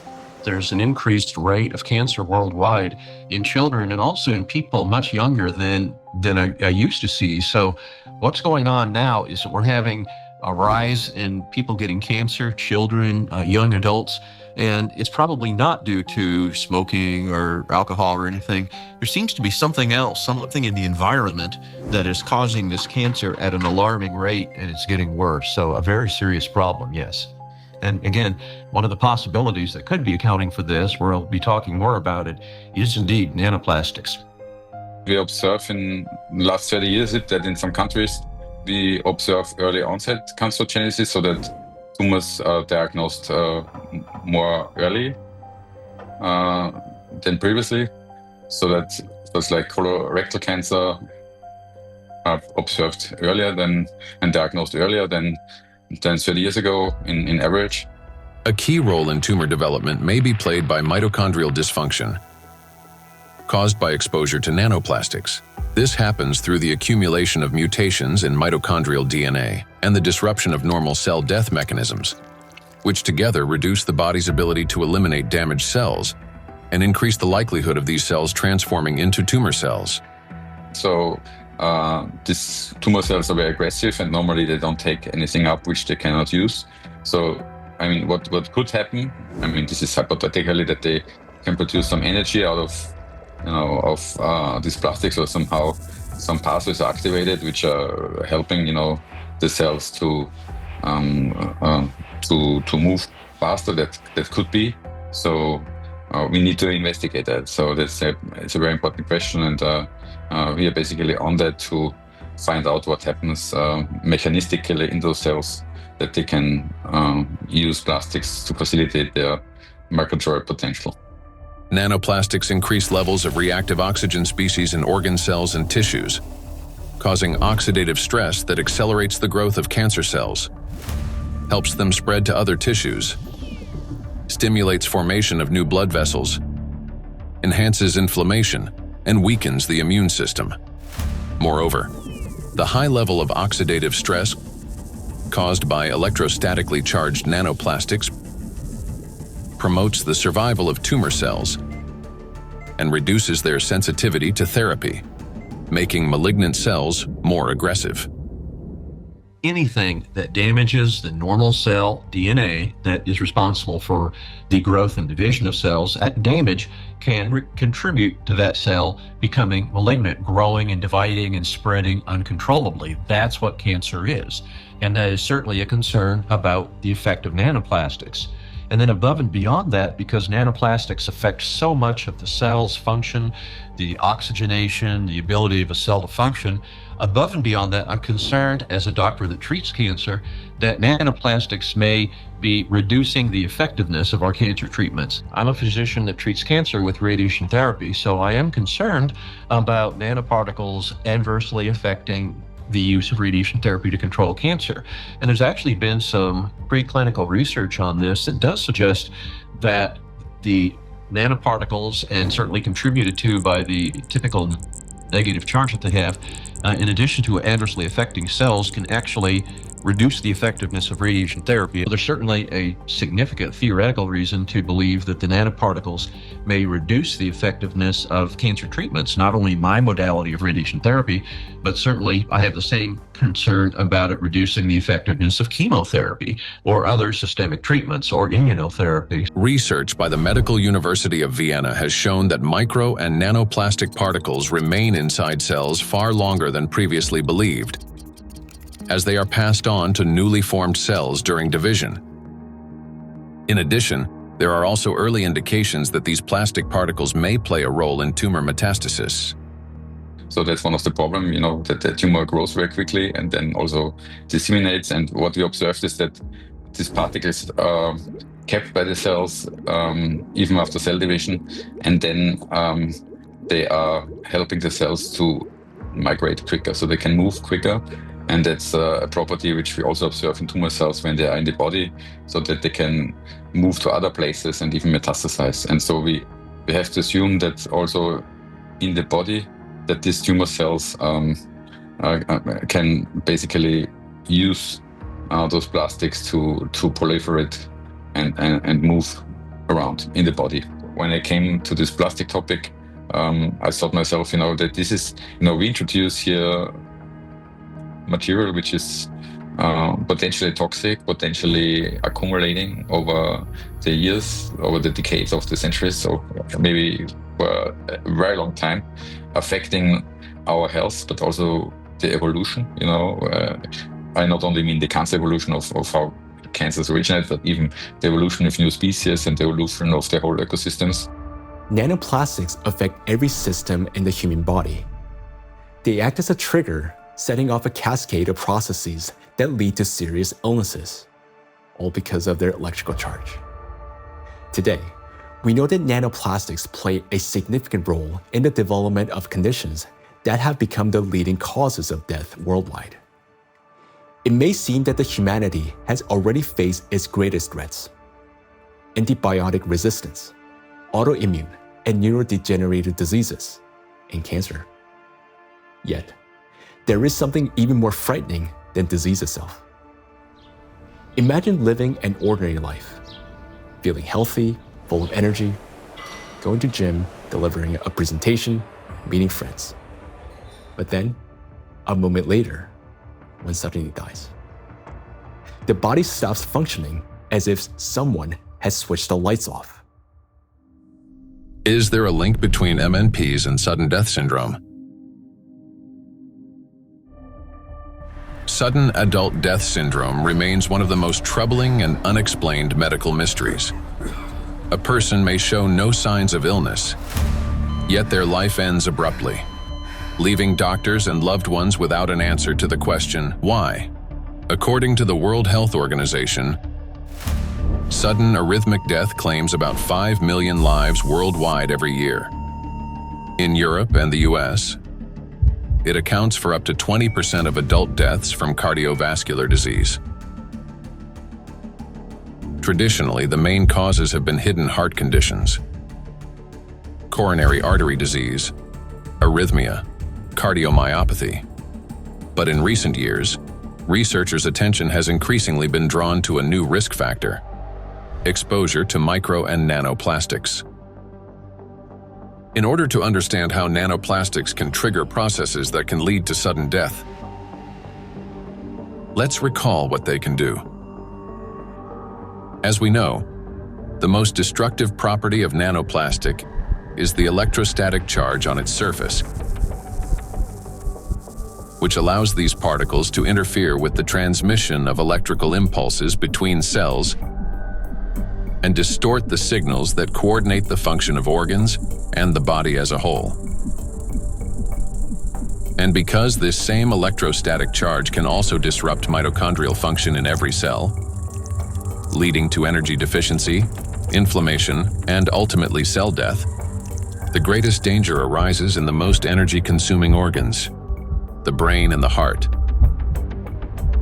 where such disruptions can trigger sudden death syndrome. Our brain controls breathing and heart function through precise electrical impulses. If nanoplastic blocks or distorts these signals, the heart can cease to beat or breathing can stop. And this breakdown is not sudden. It results from a gradual accumulation of disruptions. That is, the signals from the brain's cardiovascular center become increasingly distorted and unstable, step by step, impairing the transmission of electrical impulses within the heart muscle. While this initially appears as arrhythmias, the heart beating too fast, too slowly, or irregularly, these malfunctions worsens and eventually reach a critical threshold, at which point the rhythm collapses and the heart stops. To those nearby, it may seem instantaneous, but in reality, the failure has been long developing over time. A similar process affects breathing. Signals from the brain's respiratory center, under the influence of nanoplastics' electrostatic charge, become progressively more erratic. After the critical threshold is crossed and the brain's commands can no longer get through, breathing stops entirely. In other words, sudden death is the final outcome of a gradual dysregulation of the heart and breathing, a process that silently progresses until it crosses a point of no return. And while we go about our daily routines making plans for the future, nanoplastics continue to damage our bodies cell by cell, day after day. It is terrifying to realize how severely nanoplastics affect the human body. Even more disturbing is the fact that we cannot control our exposure to them. Nanoplastics enter our bodies constantly through the air we breathe, the water we drink, and the food we eat. This has already become our everyday reality. Today, we know that nanoplastics can disrupt the control centers in our brains for breathing and heartbeat, causing arrhythmias, bronchospasm, and pulmonary edema, which can result in sudden death. Yet, what's more alarming is how little we still know. Research on nanoplastics has only just begun, and we're only starting to grasp the true scale of this threat. But make no mistake, everything you have heard so far isn't science fiction. These are actual biological mechanisms triggered by electrostatically charged nanoplastics. They attack every system of our body, contributing to chronic illnesses and even causing a sudden death. But their impact reaches beyond the current generation. These nanoplastics are already affecting our children and even our ability to bring new life into the world. Micro and nanoplastics destroy reproductive health. Current scientific evidence strongly indicates that mitochondrial dysfunction may be a root cause of infertility in both men and women, as well as negatively affecting conception, pregnancy, and embryonic development. For men, fertility depends on producing a sufficient number of healthy sperm cells that not only survive, but also possess adequate motility and the necessary energy to reach and fertilize an egg. That energy comes from mitochondria, which provides the ATP required for sperm movement. When mitochondrial function, however, is damaged or becomes unstable, sperm motility decreases, and even shape and structure of sperm cells can be altered, directly reducing the ability to conceive. From 1973 to 2018, the global sperm count in men declined by more than 60%. We have maybe here two important points if it comes to fertility, because it's not, it's the additives definitely, and we know that for quite some time that additives have endocrine disrupting or may have endocrine disrupting properties, and that can influence the fertility, but also they can be part of the particles themselves, because the particles, you know, in many ways can have already added these endocrine disruptors, or they can also have them as the corona, so they can integrate them into the surface of the particles and then enter the body via the particles as a Trojan horse, basically. So you can have both ways. In studies conducted by Chinese scientists, microplastic was found in every semen sample. Its impact on sperm cells is both rapid and destructive. Within just 30 minutes of exposure, mitochondrial function is disrupted and DNA damage begins. This reduces sperm viability and makes conception nearly impossible. Animal studies have shown that micro and nanoplastics can accumulate in the testes, cause testosterone deficiency, and impair spermatogenesis. Micro and nanoplastics disrupt erectile function.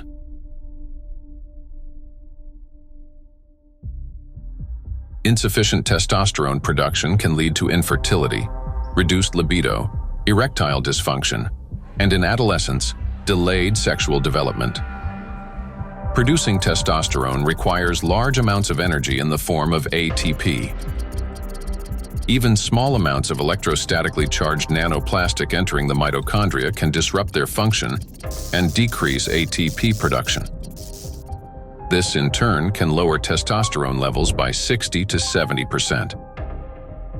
Such a drop impairs blood flow in the corpora cavernosa, the structures of the penis responsible for erection. As a result, this leads to erectile dysfunction and ultimately to impotence. In addition, electrostatically charged nanoplastic interferes with nerve impulse transmission, which means that even in a state of sexual arousal, an erection does not occur. This has been confirmed by research from Anhui Medical University in China. In animals with chronic microplastic intoxication, erectile function was impaired after just 1 month. Results of a national study in Japan showed that erectile function and sexual activity are declining among the younger generation. Every third man in Japan, which is about 14 million individuals, suffers from erectile dysfunction. Moreover, young Japanese men, particularly those aged 20 to 24, exhibited decreased sexual desire, weak erections, difficulty reaching orgasm, and low levels of sexual satisfaction. In fact, the prevalence of erectile dysfunction in the 20 to 24 age group was 26.6%, which is almost equal to the 27.8% observed in men aged 50 to 54. This alarming trend is not confined to Japan only. Global research confirms that symptoms of erectile dysfunction affect up to 75% of men worldwide, showing that this condition is widespread and can impact men of any age in any region. In 1995, more than 152 million men worldwide suffered from erectile dysfunction. According to scientists' estimates, within 30 years, this number will approximately double. So think about it. If just one signal fails, the movement will not occur, a thought will not form, and an emotion will not arise. The same is true even for the most intimate aspect of human life. Everything depends on the precise coordination between neural and vascular connections. And it is this delicate connection that charged nanoplastics disrupt. Erectile dysfunction is no longer a rare condition. It has become a widespread reality, with symptoms now observed in 75% of men worldwide. Imagine jumping with a parachute that has 75% chance of not opening. Would you take that leap? That's how most of men feel today. The situation with female fertility is no less alarming. A 2025 study revealed the presence of microplastic particles in the follicular fluid of ovaries in 14 out of 18 women, with an average of more than 2,000 particles per milliliter. These data indicate that micro and nanoplastic particles can cross the blood follicle barrier. After entering the ovaries, micro and nanoplastic particles affect the egg cell and disrupt key mechanisms essential to the health of the female reproductive system. One of the most critical of these mechanisms is mitochondrial function. Each egg cell contains between 100,000 and 600,000 mitochondria, and the energy they produce is vital at every stage, from egg cell formation and maturation to fertilization, and the subsequent growth and development of embryonic tissues. Mitochondrial dysfunction caused by exposure to nanoplastics can impair egg cell maturation, reduce the likelihood of successful fertilization, and even lead to developmental arrest of the embryo. Accumulation of nanoplastics in reproductive organs can be one of the main causes of infertility. According to the World Health Organization, today, about 17.5% of adults, that is, about 1 in 6 people in the world, face infertility. Given the global spread of plastic pollution, Professor of Environmental Medicine and Reproductive Health, Dr. Shanna Swan predicts that by 2045, the world's population may become completely infertile.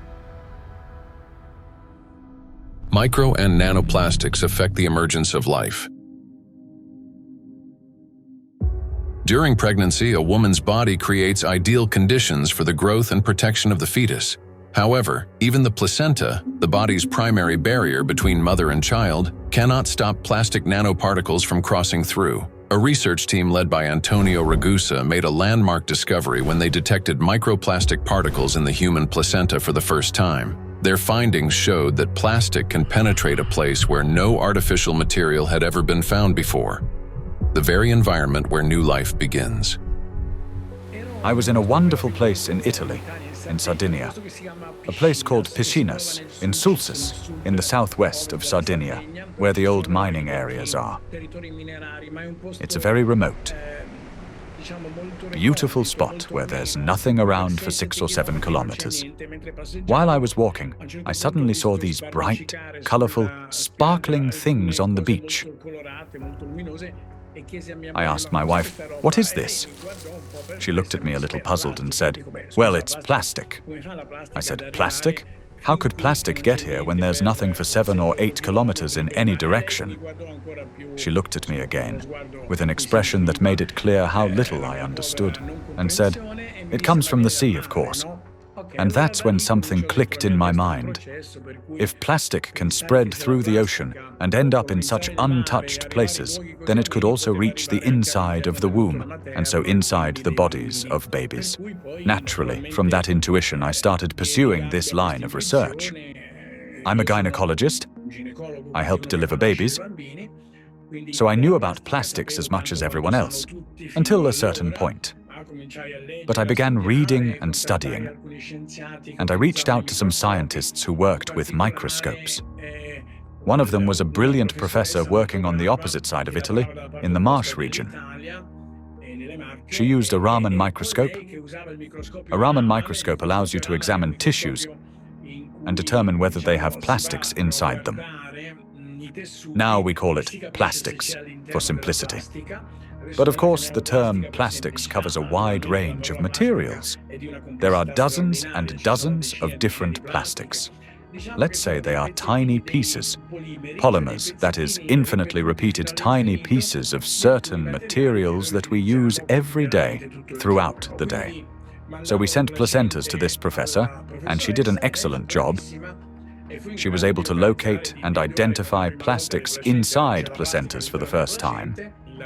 The article we published in 2021 caused a bit of a scandal because the idea of plastics inside the placenta, inside our babies, was shocking to people. Because the plastic we find in the oceans is the same plastic we ultimately find in children. Micro and nanoplastics affect a child in the womb. Plastic triggers inflammation and disrupts blood flow in the placenta. This means the fetus receives less oxygen and fewer nutrients, increasing the risk of intrauterine growth restriction, hypoxia, and preterm birth. The more plastic there is in the placenta, the more likely it is that babies, unfortunately, are born prematurely. And these babies also tend to be smaller compared to those with lower levels of plastic exposure. We have to recognize that premature birth is the main problem facing humans today.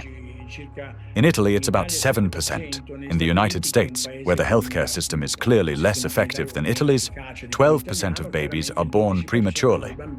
So, in this sense, an increase in this number would mean an even greater burden for humanity, biologically, for families, and for everyone involved, and of course, economically, for those who care about costs. We know that these particles can be taken up by these particles going through the placenta and then being found in the embryo, and therefore indicating that already in very early life we have an exposure also to the embryo. The electrostatic charge carried by nanoplastics is especially dangerous in embryonic tissues, where even minor disruptions can lead to developmental abnormalities. In other words, nanoplastics begin harming the child's body even at the very earliest stages of its formation. Over the past 2 decades, physicians have documented an alarming increase in congenital birth defects. For instance, Chinese researchers have found that in China, the rate of such defects has nearly tripled. Similar trends have been observed in other countries. One of the fastest-growing congenital abnormalities in newborns is gastroschisis, a defect of the anterior abdominal wall in which loops of the intestine and sometimes other organs protrude through an opening in the abdominal cavity.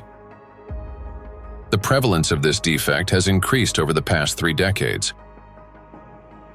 For instance, in the United States between 1995 and 2012, the percentage increase in gastroschisis ranged from 68% to 263%. An increasing number of children are also being born with hypospadias, a condition in which the urethral opening in boys is located in an abnormal position. In the United States, the incidence of hypospadias has risen by approximately 17% over the past 20 years. A recent growing number of cases involving congenital heart defects, Down syndrome, and other developmental anomalies have also been reported. Impact of micro and nanoplastics on children after birth.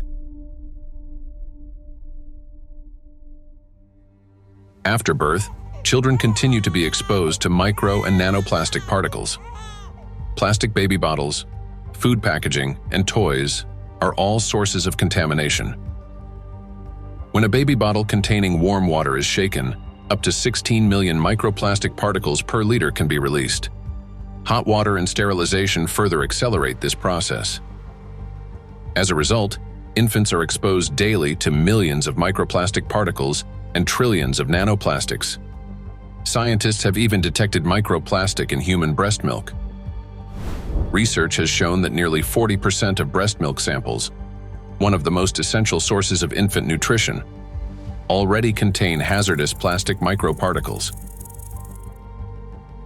Due to their higher metabolic rate and breathing frequency, children take in more air, water, and food per unit of body weight than adults. Consequently, at the same level of environmental contamination, their bodies absorb higher doses of microplastic.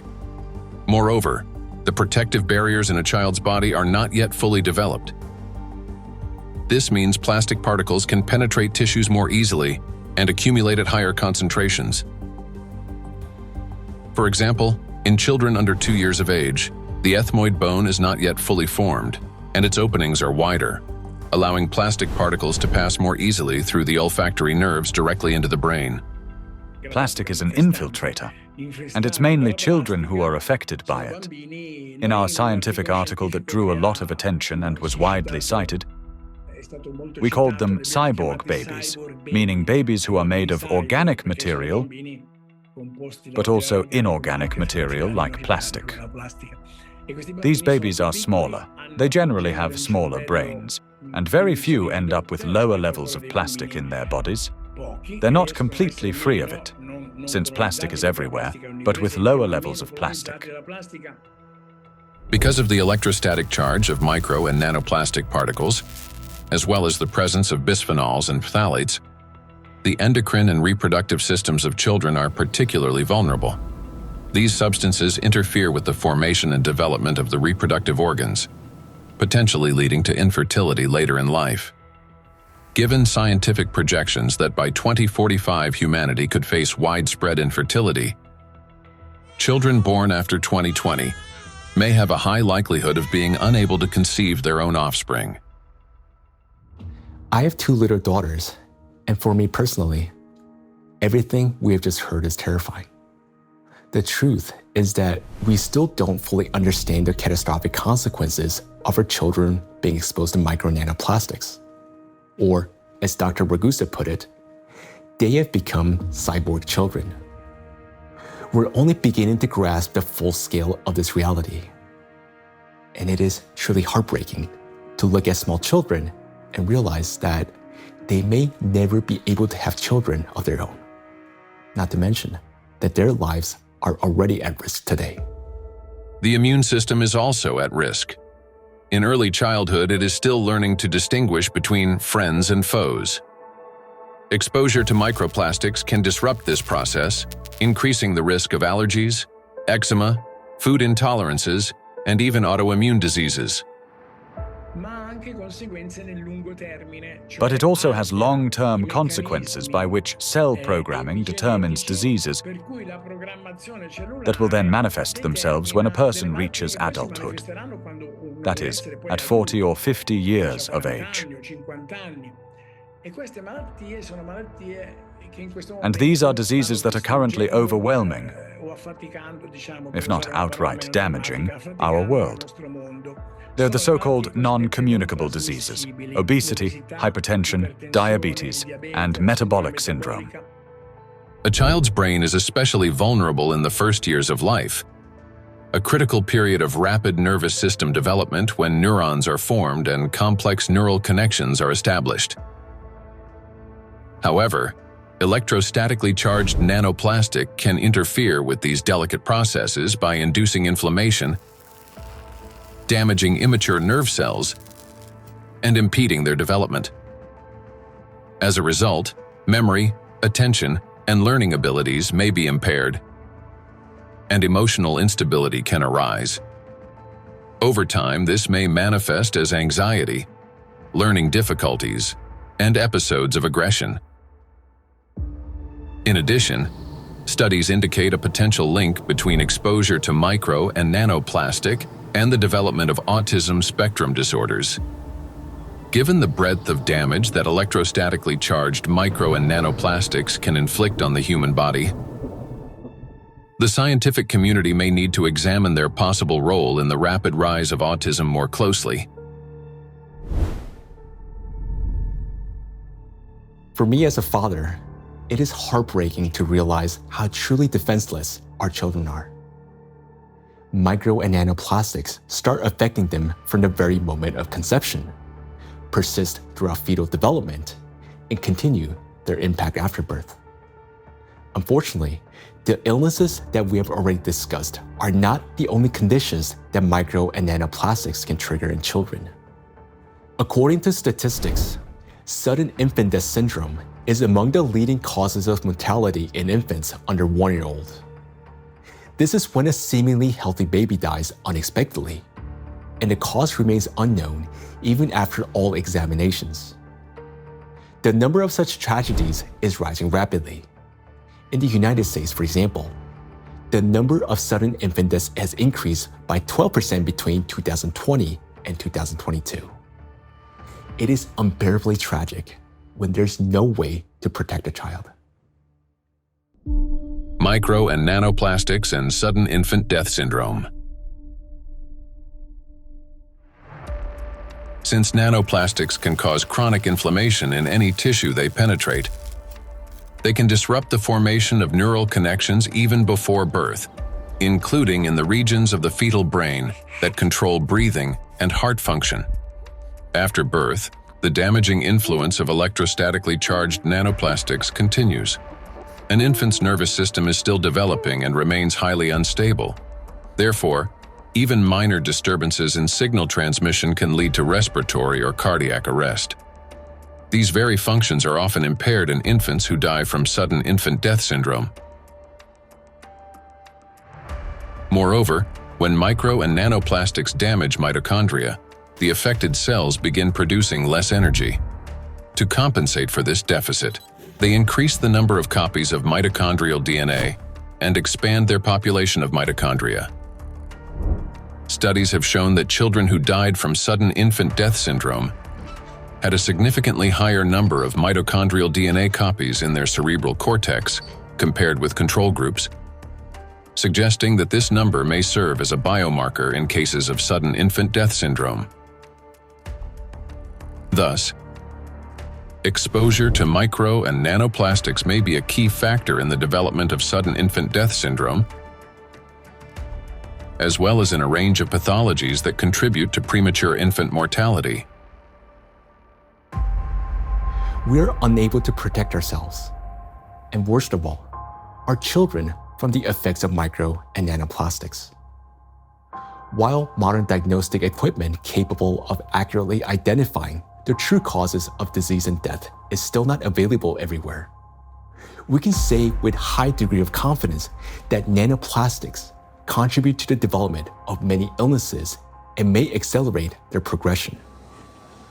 In those rare cases where detailed postmortem examinations were conducted, researchers have found significant amounts of micro-nanoplastic particles precisely in the affected organs and tissues. For example, in brain tissues, atherosclerotic plaques, malignant tumors, and other pathological formations. But despite millions of deaths every year, such investigations into the presence of these plastic particles are carried out only in isolated cases. There are two main reasons for this. First, many laboratories simply lack the equipment required to reliably detect micro and nanoplastics. Second, doctors and researchers, they rarely consider the possibility that these particles could potentially influence the development or outcome of the disease. Consequently, medical reports continue to list familiar diagnoses, although behind them may lie an overlooked factor: the impact of micro and nanoplastics on the human body. I understand that hearing this part of our investigation may have been very difficult. It was for me as well, believe me. But the impact of micro nanoplastics on all of us is not something we can continue to ignore. This is a crisis already underway, one that remained unnoticed for so long because the threat has been working silently within. Every day, and I'm not talking about every year or every month, but every single day, the amount of micro and nanoplastics around us continues to increase. Large plastic waste constantly breaks down into smaller particles, and these particles eventually enter our bodies through the food we eat, the water we drink, and the air we breathe. This means that with every meal, every sip of water, and every breath, huge quantities of nanoplastics enter our bodies and begin their destructive work. Their harmful effects on our cells grow in direct proportion to their concentration. And this is a scientific fact.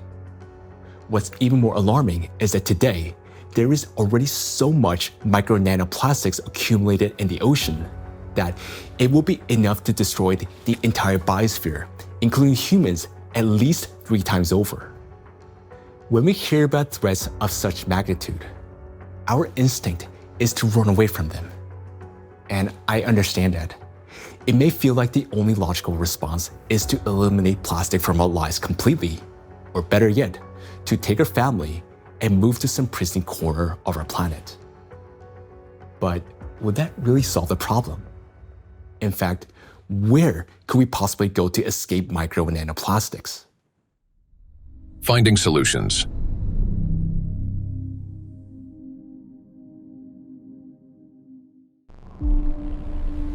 Exclusion zones. One of the essential things is the environment we live in, and plastic is one of the most important factors shaping it. Micro and nanoplastics have now infiltrated every corner of the planet, yet their distribution is far from uniform. Some regions accumulate especially high concentrations of plastic particles, and nowhere is this more pronounced than in the oceans. Each year, roughly 11 million tons of plastic waste enter the ocean. The equivalent of an Eiffel Tower made entirely of plastic plunging into the sea every 8 hours, or about 1,100 such towers annually. Initially, these towers consist of bottles, bags, fishing nets, and other plastic garbage. Over time, under the influence of sunlight, waves, and weathering, they fragment into billions of invisible killers, micro and nanoplastic particles. According to research, about 95% of small debris less than 5 millimeters in size is composed of plastics. The surface of the world's oceans is already covered with more than 350 trillion particles of microplastics, and the number continues to grow rapidly. However, the ocean depths hold countless trillions more, forming an invisible yet enormous area of contamination. And yet, that's not all. The sea breeze has become toxic. When waves break at the ocean surface, they generate countless bubbles. As these bubbles burst, they release not only salt crystals into the air, but also microscopic plastic particles. Carried by the wind, micro and nanoplastics scatter across the planet. The stronger the wind and the higher the sea foam, especially during storms, the more particles lifted into the atmosphere. Though invisible to the naked eye, the air around us is literally saturated with them.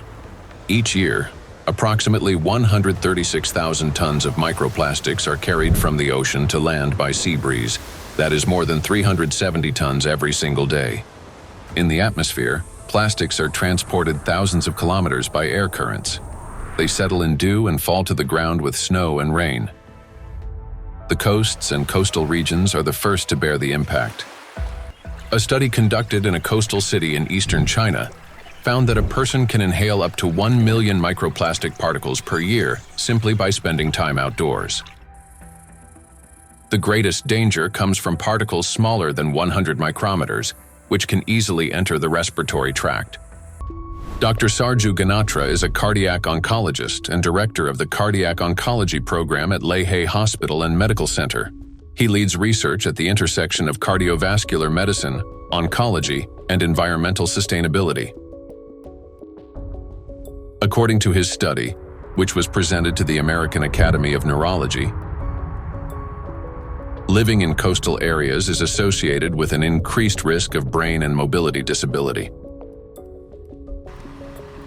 The reason for this is the high concentration of microplastics in the water, air, and soil of these regions.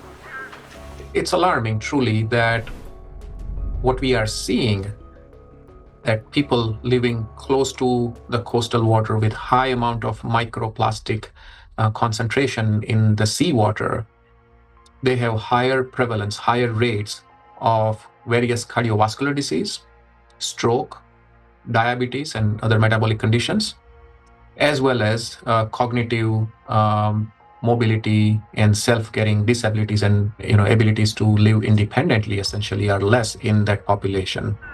Researchers analyzed health data from residents of 218 coastal counties across the United States, comparing CDC reports with levels of environmental microplastic pollution. The findings are striking. Memory and cognitive impairments occurred 9% more often among residents of areas with high concentrations of micro and nanoplastics compared to those in areas with low concentrations. Motor disorders were 6% more frequent. Difficulties with self-care, such as dressing or maintaining hygiene, were 16% more common. Inability to live independently, including managing finances or shopping, was 8% more frequent.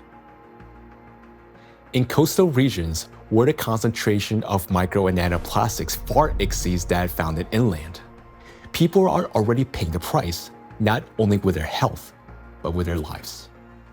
In a study led by Dr. Sarju Ganatra, scientists compared regions with high and low levels of microplastic pollution.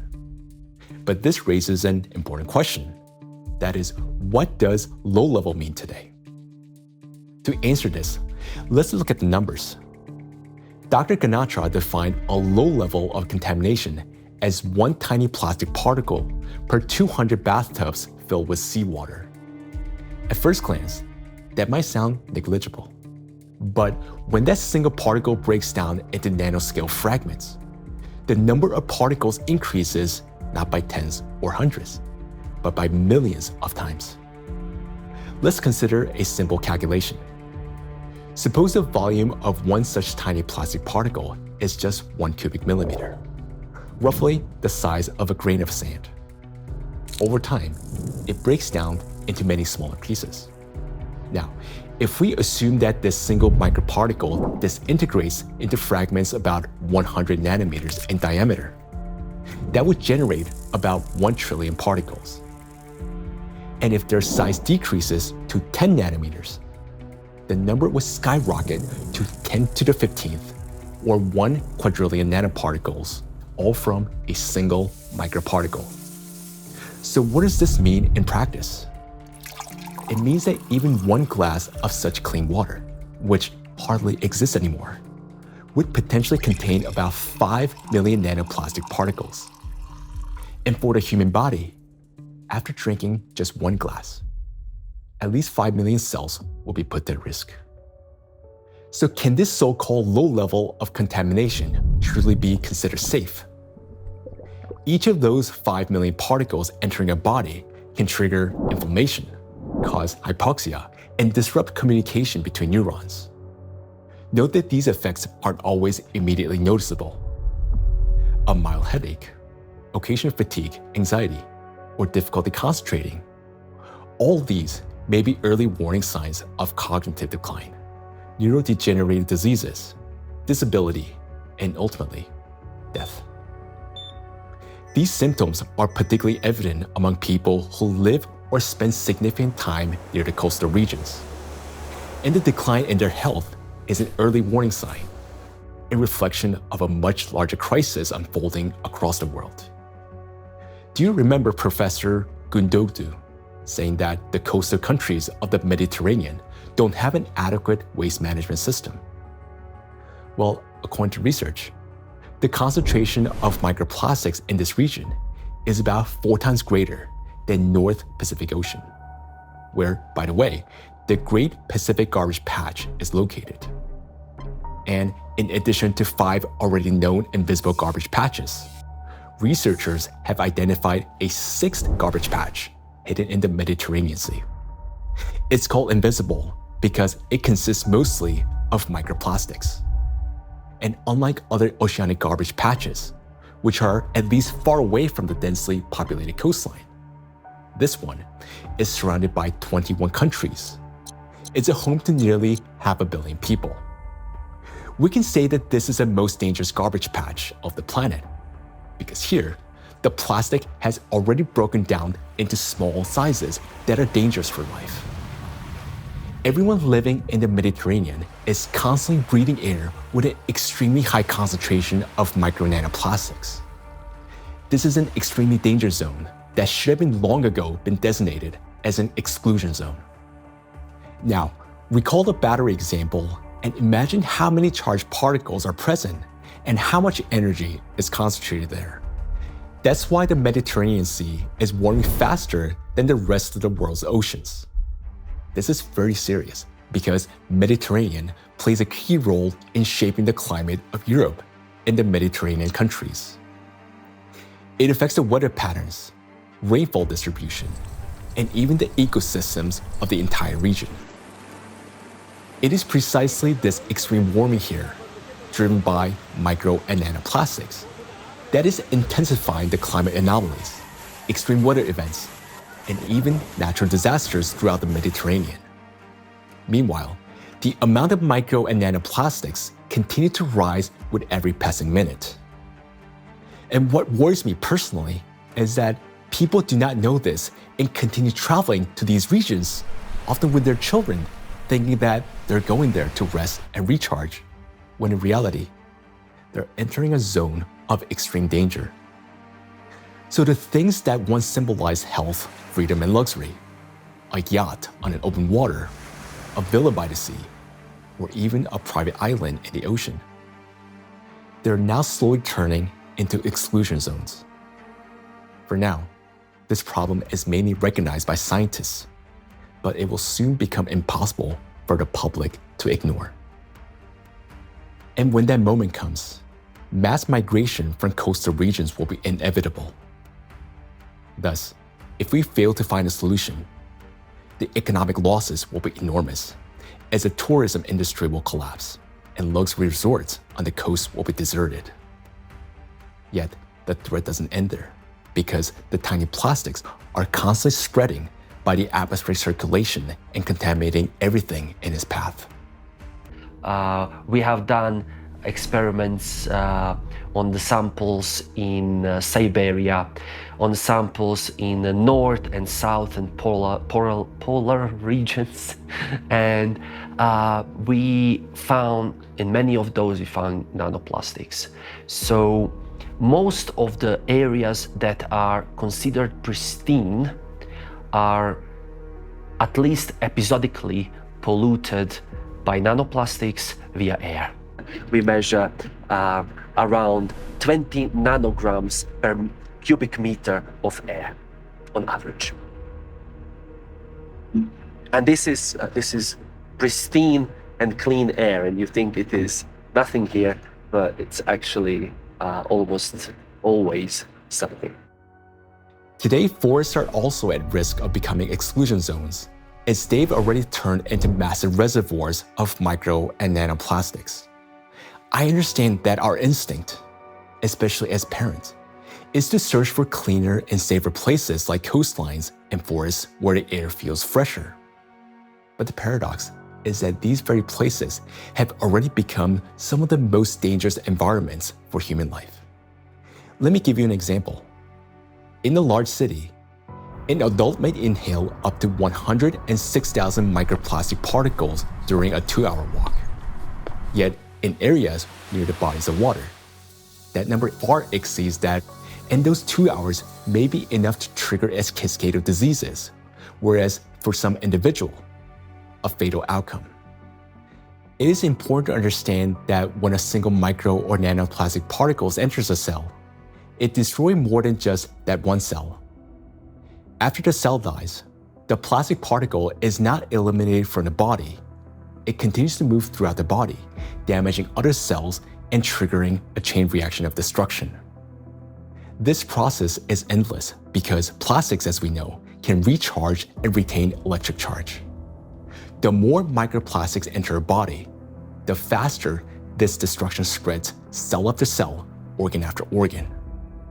And time becomes critical here because our body has limited resources to fight this damage, while nanoplastics, they're not expelled. Instead, they continue to accumulate in ever-increasing quantities, destroying us from within. Nanoplastics are perfect killers not only of humans, but of the entire biosphere, and it's impossible to hide from them anywhere. They're literally pushing us out of the world we once knew. Micro nanoplastics are already affecting our planet as well as the climate. And moreover, they're intensifying already devastating natural disasters and contributing to the worsening geodynamic crisis. Climate and plastic in a single cycle of destruction. The world ocean is the largest system of our planet. It regulates climate and serves as the main source of oxygen. The ocean and the atmosphere form a single, interconnected climate system. Water has a remarkable ability to absorb and store immense amounts of heat, increasing its temperature only gradually. The accumulated heat is then evenly redistributed across the planet and transferred to the atmosphere. This property of the ocean to efficiently dissipate heat from the Earth's interior protects the planet from extreme temperature swings and helps stabilize the climate. But massive contamination of the oceans with micro and nanoplastics is disrupting this finely tuned mechanism. Electrostatically charged plastic particles bind water molecules, forming hydrate shells around themselves. This alters the physical and chemical properties of ocean waters. This has already reduced its thermal conductivity and created pockets of overheated zones where heat can no longer dissipate. Consequently, overall ocean warming is accelerating. This topic is explored in greater detail in the documentary Anthropogenic Factor in the Ocean's Demise. Excessive ocean heating, in turn, increases evaporation and disrupts atmospheric circulation. As a result, both the temperature and humidity of the atmosphere rise. Electrostatically charged nanoplastic particles act as condensation nuclei, causing moisture droplets to freeze at lower altitudes and at higher temperatures, 4 to 10 degrees Celsius.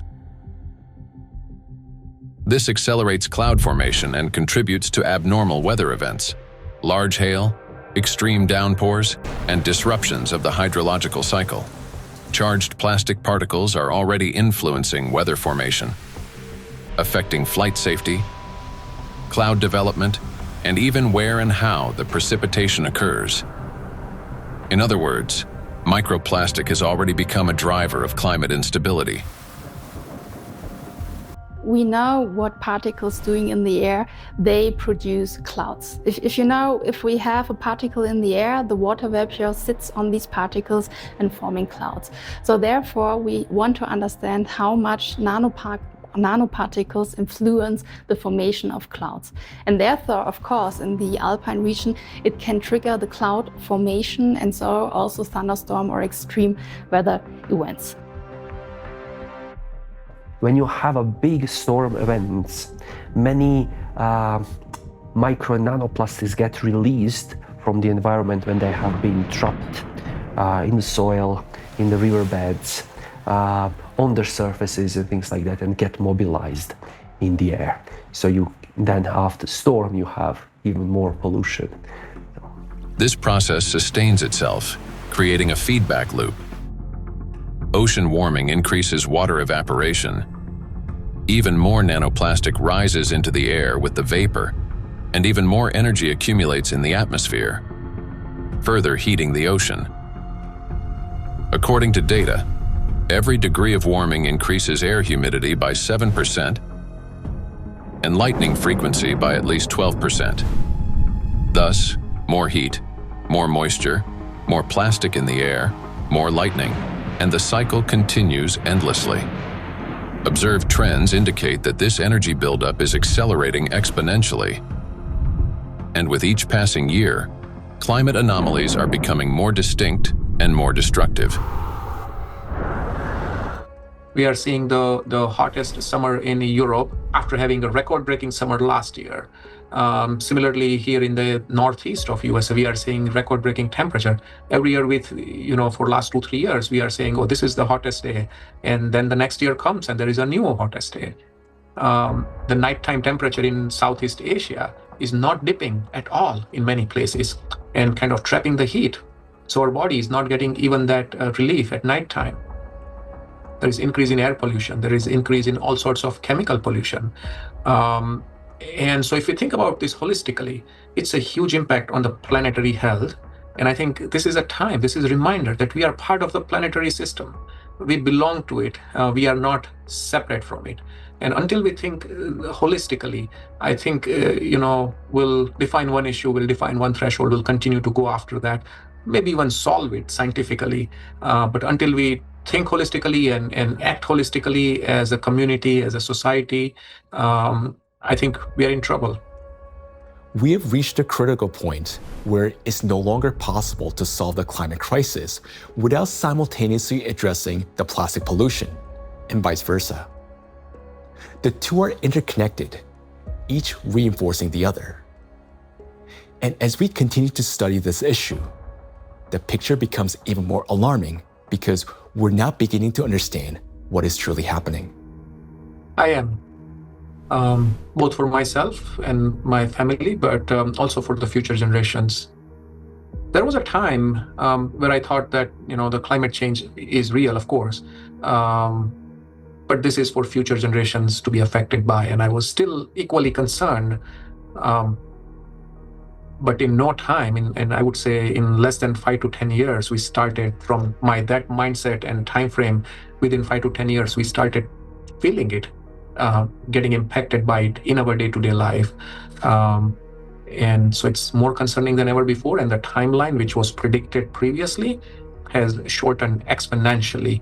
The impact we are seeing on a global climate, from ambient air to the thinning of the Arctic ice, and it's not linear model, right? I mean, the physics is gonna play out. The thinner the ice, it's gonna take much less amount of time to melt it, even the same volume, in a much shorter period of time. So I think these timelines are really concerning, and I am afraid, yes.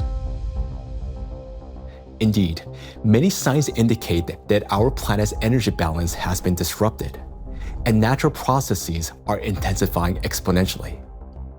Consequently, we may have less and less time to respond, and nanoplastics are playing a key role in this acceleration. In the past, excess heat from the Earth's interior was removed gradually, step by step, yet effectively. It was first partially absorbed by the oceans, and then transferred into the atmosphere, and then finally released into the space. This sequential process prevented excess energy from accumulating within the Earth's interior or the atmosphere, allowing the planet to cool and reduce the thermal load on the inner layers. But today, this natural mechanism has been disrupted. Nanoplastics no longer merely affect the climate, but they also exacerbate the geodynamic crisis and intensify natural disasters by obstructing the release of heat from our planet's interior. The role of micro and nanoplastics in this process is described in detail in the report on the progression of climate catastrophes on Earth and their catastrophic consequences. So our entire planet is contaminated with micro and nanoplastics, and we have nowhere to escape to. These particles are in us, in our children, disrupting and destroying more and more cells in our bodies. This is why confronting plastic pollution is no longer optional. It is essential for our survival. The first and most obvious step may appear to be eliminating the use of plastic and recycling the waste that has already accumulated. But we must ask ourselves, will that truly be enough? The illusion of addressing plastic pollution. Even if we were to stop plastic production today, even if the last plastic bottle we discard today, it's going to last there in our oceans for at least 400 plus years. And then the journey of micro nanoplastic begins. And so we have a poster in our cafeteria where we say that, you may not see your grandkids or great-great-great-grandkids, but I will, saying the plastic bottle. And I think that's true. If we look at the scale of plastic pollution in the oceans, it becomes clear that a complete cleanup can take millennia. Today, the world ocean contains about 200 million tons of plastic waste. Meanwhile, every year, around 20,000 tons are extracted. That's less than 1/100th of 1%, a negligible fraction compared to the existing volume. At this rate, fully cleaning the ocean would take about 10,000 years. And that's only if we stopped all plastic entering the ocean starting today. Plastics are entering the environment currently at a rate that far exceeds our capacity to remove it from the environment or to mediate the wastes. Let's assume humanity achieves a technological breakthrough, invests enormous resources, and increases cleanup efficiency 5-fold. Even then, the process would still take around 2,000 years. In reality, we cannot cope even with the current annual influx of pollution, let alone eliminate the consequences of what has been accumulating for decades. Not only are we unable to remove all the plastic that has built up in the biosphere, but attempting to do so could also endanger living organisms. Moreover, a significant portion of plastics has already broken down into micro and nanoparticles that now lie on the seabed, drift through the water column, have entered the bodies of marine organisms, and become part of the global cycle of matter. These particles cannot be captured with nets or collected manually. This means that simple mechanical removal of plastics from the environment, even under the most optimistic scenario, will not solve the problem. We are no longer dealing with debris that can simply be picked up, but with nanoparticles carrying an electrostatic charge. This nanomaterial has already become embedded in every living thing on the planet. And even if we succeeded in removing every plastic bottle and every wrapper from the ocean, one question would still remain. What happens next? We still do not have a safe method for disposing of the mountains of plastic waste we would collect. There's mismanaged waste on land all around the planet in informal dump sites. Some waste has been incinerated, some of it commercially in incinerators that may or may not have appropriate screens and filters to collect associated chemicals that might be released. But of course, a lot is burned in open burning scenarios in countries that are not wealthy enough to own the appropriate waste management facilities to deal with the plastic waste that is exported to them by other nations. And then some of it, of course, will have gone into so-called recognized waste management systems, but which might include burying it beneath the ground in landfill, where of course it could return to present problems in the future, or indeed incinerating it in commercial incinerators. But depending on the quality of incinerator, of course, there's concerns about the emissions from those incinerators. Burning plastics, whether in backyard fires or industrial incinerators, does not solve the problem. It merely transforms them into a more dangerous form. When heated or burned, large plastic items break down into micro and nanoplastics that disperse into the air, settle onto surfaces, and enter water and soil with precipitation. The apparent disappearance of plastic in flames is an illusion. Burning simply accelerates the fragmentation of plastic into the tiniest particles many times over, into the very micro and nanoplastics that pose the greatest danger to human health. And it is precisely these electrostatically charged particles that can penetrate deep into the body, including the brain and other cells, where they trigger a wide range of diseases. And unfortunately, what I see with some of the things that are claimed to be a solution is that they're not necessarily properly tried or tested before they're put into the market, and there may then be potential for unintended consequences. Pyrolysis. At first glance, it looks like a technological miracle. We take plastic waste, heat it to 800 degrees Celsius without oxygen, and obtain fuel. Instead of piles of garbage, we get gas, liquid, and a small carbon residue. Sounds promising, doesn't it? But this technology has a flip side, an invisible and far more dangerous one. During high-temperature decomposition, plastic does not simply disappear. Pyrolysis is accompanied by emissions of dioxins and furans, some of the most toxic substances on the planet. They are carcinogenic, disrupt the endocrine system, and can accumulate in human tissues. They are hazardous even at low concentrations. Even if you manage to obtain 600 liters of liquid fuel from 1 ton of plastics, the price of such fuel is a threat to human health and life. By relying on such disposal methods, we're only accelerating the transformation of plastics into an invisible, yet far more dangerous form. Let me remind you that the amount of micro and nanoplastics present in the ocean alone is already more than enough to destroy our entire biospheres, including the humankind 3 times over. Meanwhile, microplastics continue to disintegrate, generating vast amounts of nanoplastics. Recall Dr. Kenner's example. A single microplastic particle can fragment into billions of nanoparticles. And with countless microplastics already present everywhere, constantly breaking down into even smaller fragments, this process is driving the destruction of humanity and of everything around us. Today, many people have started turning this crisis into a business, inventing all sorts of methods that supposedly remove microplastic from the body. And people are willing to pay large sums for these treatments. But the real question is, do they actually work? False hope. Today, in healthcare and even in some scientific circles, there's growing discussion about alleged methods to cleanse the human body of microplastics. A variety of approaches are being promoted, including plasmapheresis, hemosorption, mechanical filtration devices, dietary adsorbents, and so-called natural supplements claiming to detoxify the body. At first glance, it all sounds reasonable.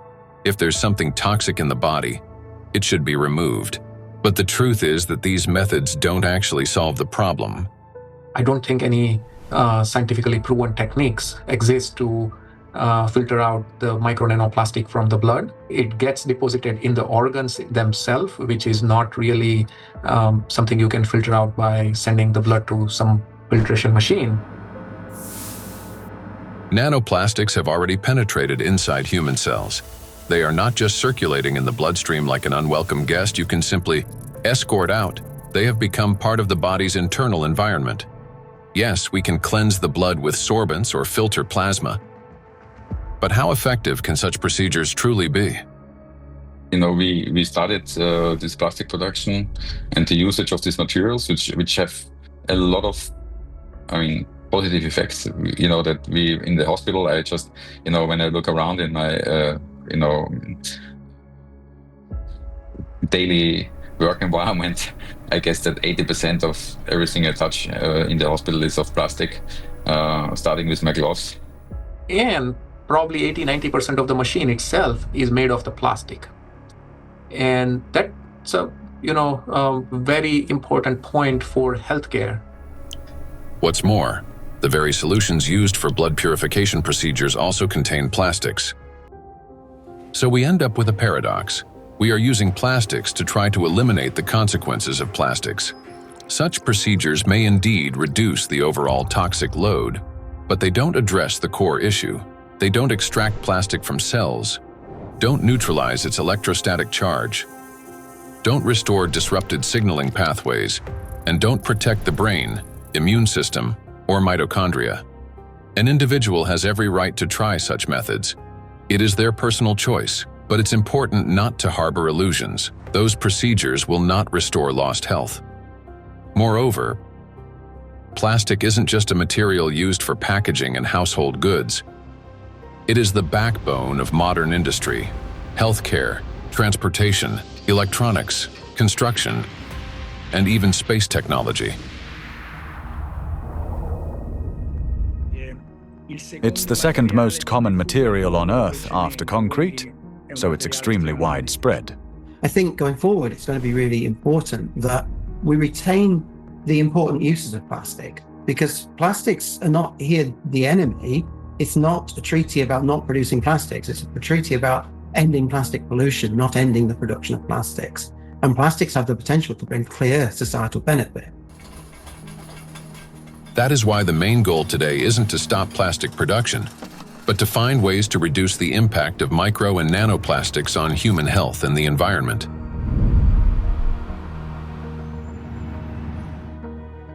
Creating false hope is extremely dangerous. It arises from a misunderstanding of reality and from basic ignorance. We must remember that the most dangerous plastic particles are those small enough to penetrate our cells. And once micro and nanoplastics enter our cells, they cannot be filtered out or removed. They become part of the body and slowly destroy us from within. The most serious problem is that we have no control over how much of this material enters us. Nanoplastics can even penetrate the skin, for example, when we swim in the sea or lie in the sun. And what can we do about nanoplastics that, once inhaled, travel directly to the brain and begin destroying neurons? Nanoplastics are among the most dangerous substances for the biosphere and for all life, including humanity. Yet, abandoning plastics altogether will be senseless because doing so would cause enormous global losses.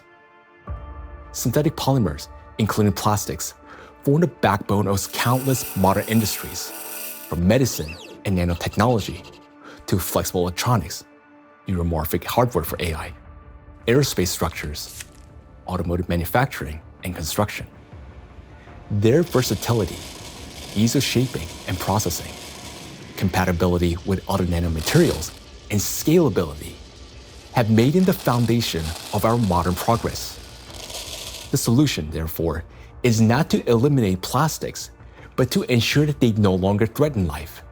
And the real path forward begins with understanding precisely what makes nanoplastics so dangerous.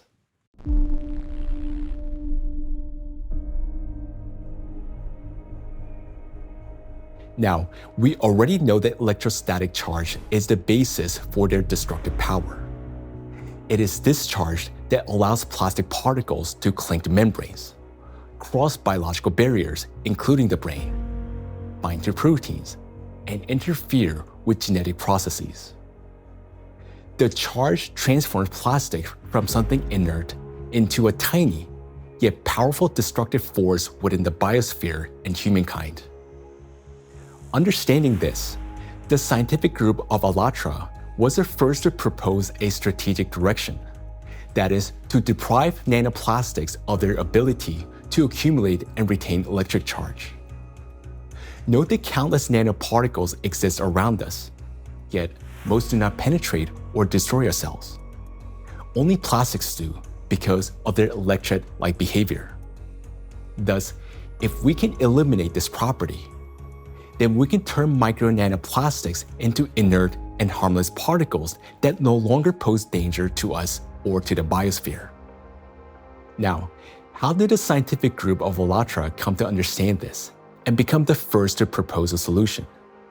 The answer goes back many years and to the work of Dr. Igor Danilov, a vertebrologist and researcher who spent many years studying spinal diseases. Over 20 years ago, he was actively engaged in scientific research focused on investigating degenerative processes in intervertebral discs. His work included a comprehensive experimental and clinical study to understand morphological and biochemical changes occurring in the nucleus pulposus, intercellular substance, and cartilaginous tissue of intervertebral discs. While studying cellular processes, Dr. Danilov focused on immune regulation and pathological reactions that could trigger cell degeneration. He noted that mitochondrial dysfunction was one of the main drivers of these changes, and this insight became the starting point for investigating what might be disrupting cellular function. Dr. Danilov frequently visited specialized laboratories, and in the course of detailed analyses, he found foreign particles inside the cells, which he later identified as plastic. This discovery became a key moment in his research, as he began to analyze possible mechanisms by which plastics affect cells. Through his investigations, Igor Danilov determined that the negative impact of tiny plastic particles on cells stems precisely due to the damage they cause to mitochondria. This conclusion was based on observations that cells containing these tiny plastic particles showed clear signs of mitochondrial dysfunction, which in turn exacerbated degenerative processes. Here, Igor Danilov suggested that the ability of plastic particles to penetrate cells may be due to their electrolyte behavior. That is, the ability to accumulate and retain electrostatic charge, which allows them to form a biological shell around themselves.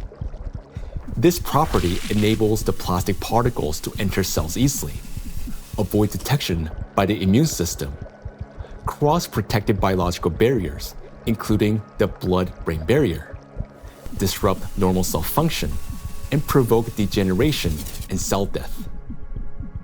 On this basis, Igor Danilov proposed that to neutralize these tiny plastic particles, we must deprive them of their ability to accumulate and retain charge. He shared his findings and projections about the harmful effects of tiny plastic particles with his colleagues from various medical fields, including surgeons, oncologists, cytologists, pathologists, and geneticists, as well as with biologists and chemists. Soon after, these specialists confirmed his alarming observation that these plastic particles do accumulate in critical organs in the body, such as the brain, heart, intestines, endocrine, and reproductive organs, where their presence can disrupt organ function and destroy our health. Igor Danilov's predictions were deeply concerning, especially in light of global trends, the rising production of plastics and the growing accumulation of plastic waste in oceans and ecosystems. Thus, more than 20 years ago, the scientific group of ALLATRA realized that micro and nanoplastics pose a serious threat not only to humans, but the entire biosphere. And each year, the number of these particles continues to grow, worsening the situation amid accelerating climate and geodynamic changes on the planet. The implications are far-reaching. If we can eliminate the charge from micro nanoplastics, we will not only eliminate their destructive impact on human health, but also remove the excess energy accumulating in the biosphere, the energy that currently fuels the geodynamic crisis and intensifies natural disasters. Thus, plastic would no longer act as a destabilizing factor, and many planetary threats could be mitigated at once if we can find a way to deprive nanoplastic of their ability to accumulate and retain charge. The question is, how can we achieve this? Well, let's be honest. This task is extremely difficult. It would not be enough to simply figure out how to neutralize the electrolyte behavior of these tiny plastics in a test tube. We must learn how to achieve this for every micro and nanoplastic particles already present in the biosphere, including those inside the human body, and do so without harming people or nature. Given the unprecedented scale of this challenge, solving it will require collaboration among experts across many disciplines: biophysics, nanotechnology, molecular toxicology, material science, and medicine. Plastic pollution is not a narrow environmental issue. It's a systemic global challenge that affects health, safety, natural resources, the stability of our civilization, and life itself. 20 years ago, the scientific group of ALLATRA already recognized the danger of micro and nanoplastics and identified the underlying principle of how they could be neutralized. But to this day, we haven't found a way to achieve it. That is why ALLATRA calls for unification of the world's scientific potential, a message that is unfortunately often misunderstood. Uniting scientists doesn't mean locking them all in one giant laboratory until they find a solution. Rather, it means fostering open international collaboration where experts from different fields freely share knowledge and work together toward a common goal. It's about aligning research methods, promoting open data exchange, developing compatible monitoring tools, and making coordinated policy decisions. The scientific community has already proven that such collaboration is possible when humanity unites around a common goal. Consider the Human Genome Project. Hundreds of institutions across dozens of countries, operating under unified data standards, achieved a breakthrough that transformed the course of science and medicine. In the same way, addressing the plastic crisis will require global cooperation, a collective effort to protect both ourselves and our planet. The ALLATRA International Public Movement actively supports the initiative of Pope Francis, Laudato Si, which seeks to raise the awareness of the importance of protecting our common home, the planet Earth. It is very important to emphasize that Laudato Si is far more than just a call to care for nature. It is a practical and scientifically grounded guide, a roadmap for transforming our world and creating a better world for future generations. The encyclical provides a clear direction toward a sustainable future, uniting ecology, climate justice, and humanity's shared responsibility for protecting our common home.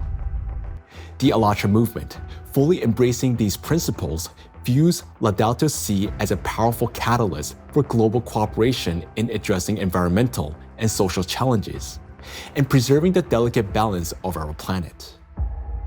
Cardinal Peter Turkson, the Chancellor of the Pontifical Academy of Sciences, is widely recognized for his dedicated work in ecology and social justice. Thanks to his educational efforts and tireless advocacy, the encyclical is widely disseminated worldwide as a practical guide for safeguarding our planet.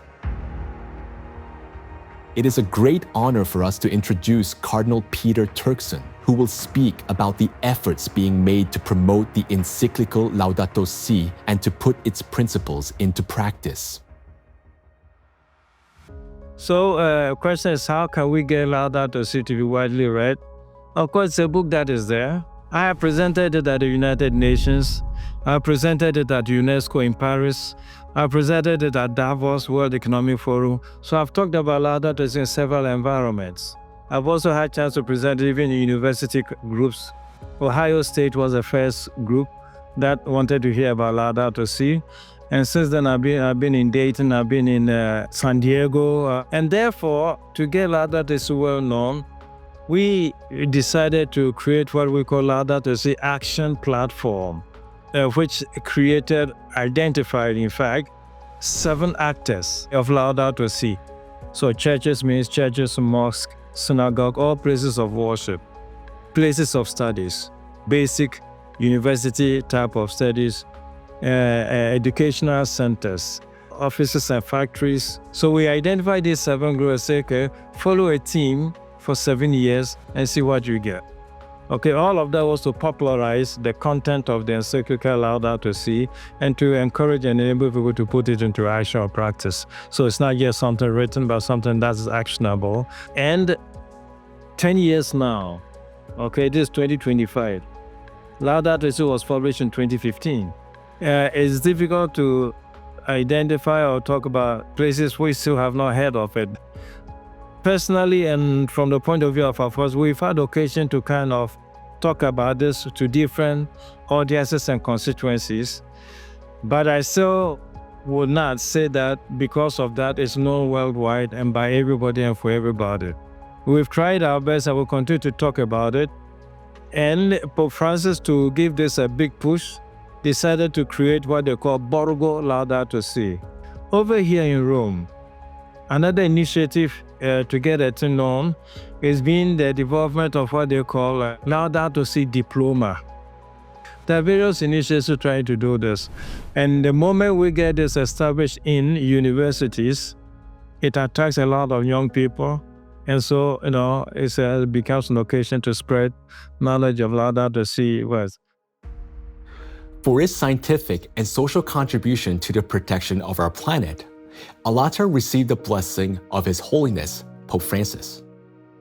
This spiritual encouragement to continue working toward the preservation of our planet greatly inspired the participants of ALLATRA and motivated them to pursue a deeper research into the problem of nanoplastics, a growing threat to all humanity and its future. This effort resulted in the publication of the scientific report, Nanoplastic in the Biosphere, from Molecular Impact to Planetary Crisis.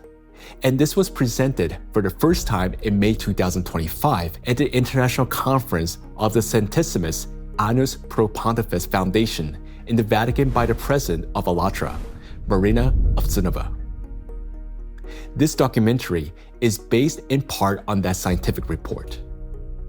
Such fundamental study into the threat of nanoplastics became possible through the international cooperation between the scientific group of ALLATRA and the Bolivian Catholic University, San Pablo. We are a research team from the Bolivian Catholic University, San Pablo in Cochabamba. Our work seeks to understand how micro and nanoplastics circulate through our environmental matrices, how they interact with other pollutants, and what implications this has for human health and the biosphere. As part of the academic cooperation between the Bolivian Catholic University, San Pablo, and ALLATRA, we jointly prepared the report, Nanoplastics in the Biosphere, From Molecular Impact to Planetary Crisis. For the first time, a single document brings together comprehensive data on how micro and nanoplastics spread through the biosphere, enter food chains, and harm human health and ecosystems. The report is the result of an extensive interdisciplinary analysis that encompasses ecological, climatic, medical, physical, and chemical aspects of the harmful impact that micro and nanoplastics exert on the biosphere and human health. The global threats facing humanity require united international action. And today, we have a clear direction. Thanks to the scientific group of ALLATRA, we not only recognize a problem, but understand its underlying physical nature, the electric charge that gives nanoplastics their destructive power.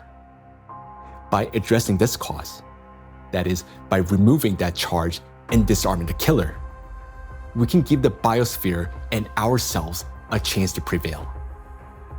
So we must use the time we still have. And this is not an exaggeration. Our cognitive abilities are rapidly declining, and this is serious. It is a result of nanoplastics accumulating in our brains. You may already notice it in yourself and those close to you.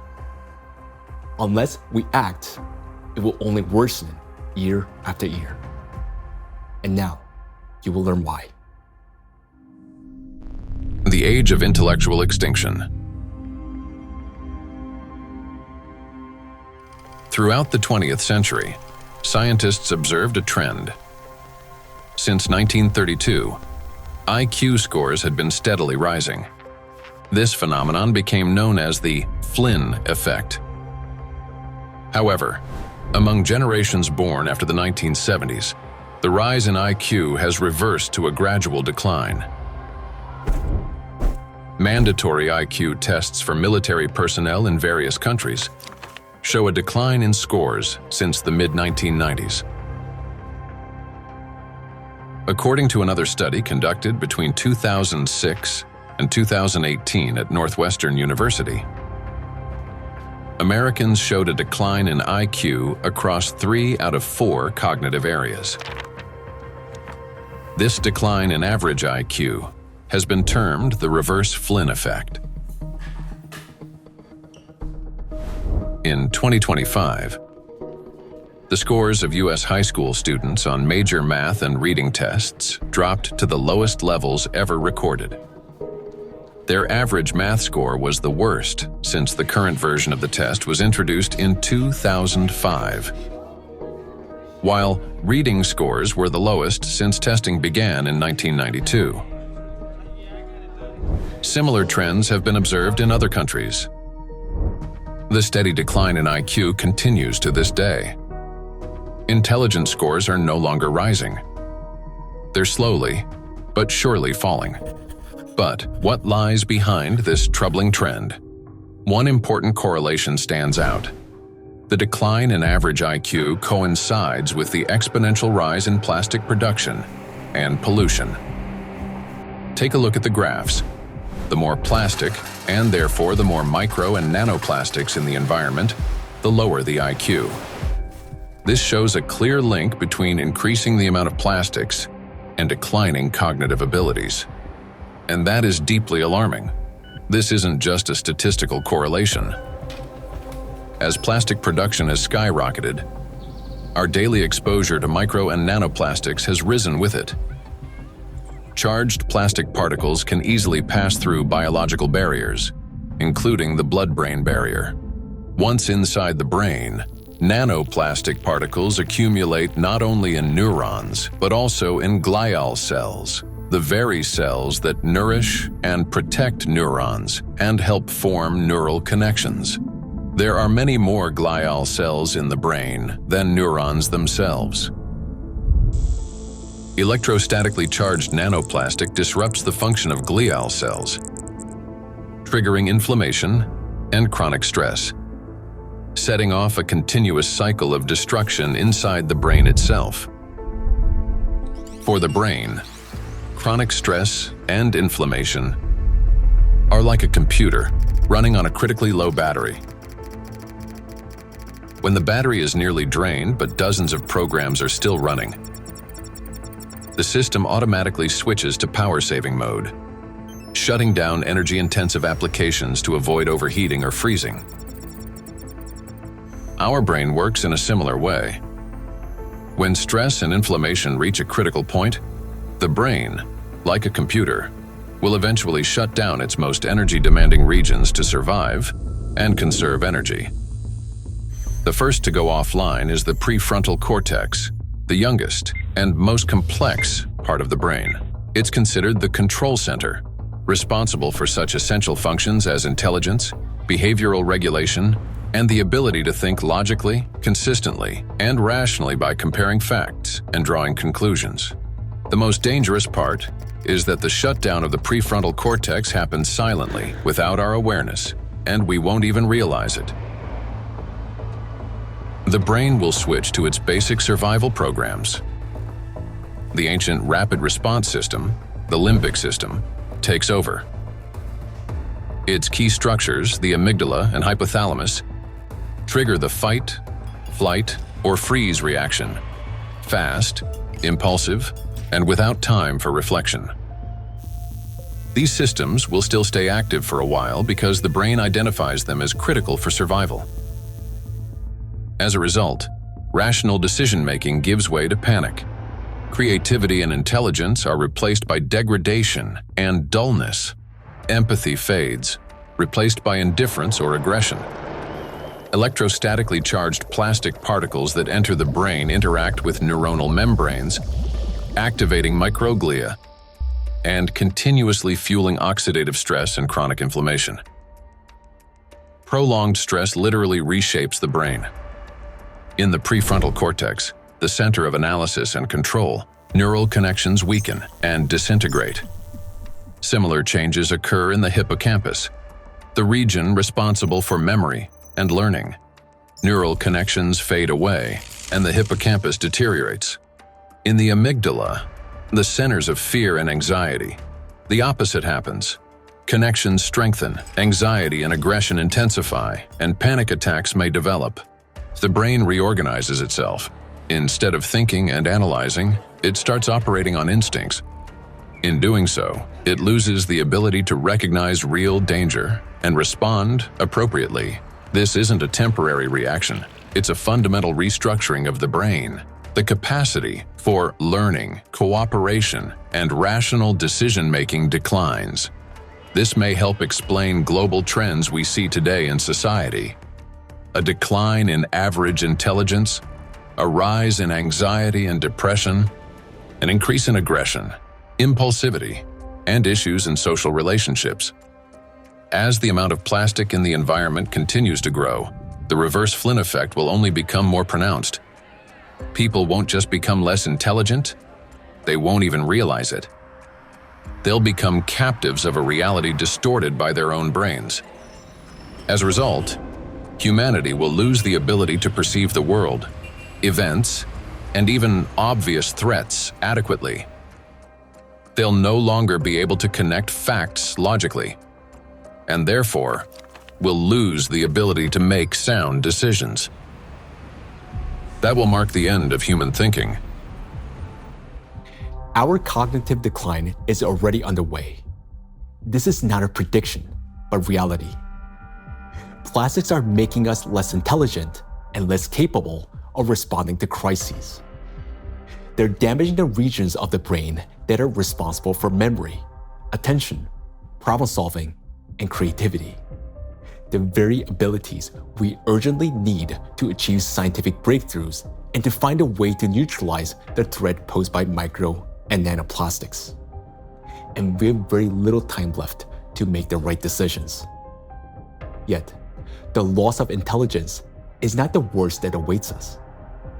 Prolonged exposure to micro nanoplastics and their accumulation in the brain that leads to gradual failure of even our most basic survival functions. In other words, we risk losing not only our ability to think, but our very ability to live. And if that sounds like an exaggeration, consider the bees. Because their body mass is much smaller, the concentration of plastics in their brains is much higher.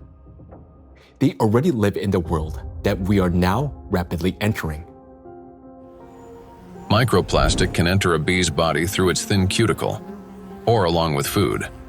And within just 72 hours, it reaches the brain. From there, as in humans, it triggers synaptic damage, neuroinflammation, cell death, and neurotransmitter disruption. The bee loses body mass, its metabolism slows, and its immunity weakens.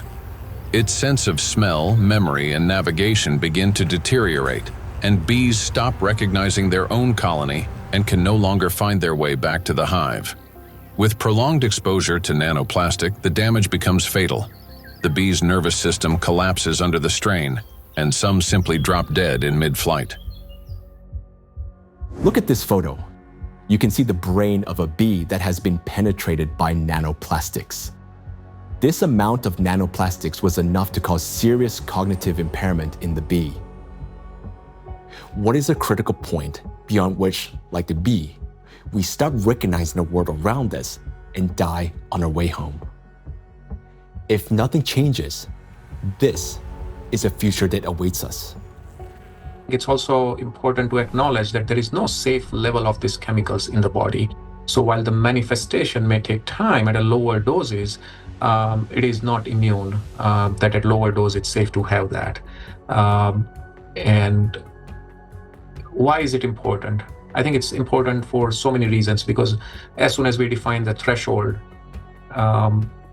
various special interest groups would argue to keep micro nanoplastic concentration below that level, whether it's in soil or in water or whatever that is. And what does that mean? is that we are allowed to have some degree of micro nanoplastic in our sources, air, soil, water, and so forth. But it's a cumulative impact, we have to remember. It's not a particular threshold at any given point in time in the source of whatever we are consuming, but it's a cumulative impact in our brain. And we don't know that, honestly, because it's the factor of time there is going to be different for B than for a young child who doesn't have a fully developed brain versus an adult brain. Let us recall that a single nanoplastic particle in the human body is not equivalent to one dead cell.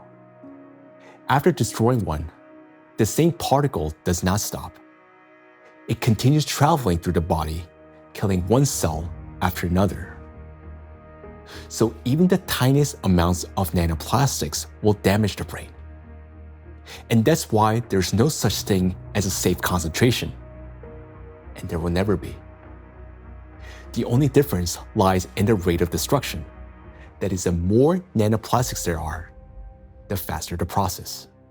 These plastic particles destroy the biosphere and the cells within our bodies. They damage organelles and biomolecules, including mitochondria and DNA, leading to reduced energy production, genetic mutation, the breakdown of neural connections, and the disruption of brain signals that regulate our organs and vital functions. All of this happens imperceptibly as we go about our daily lives.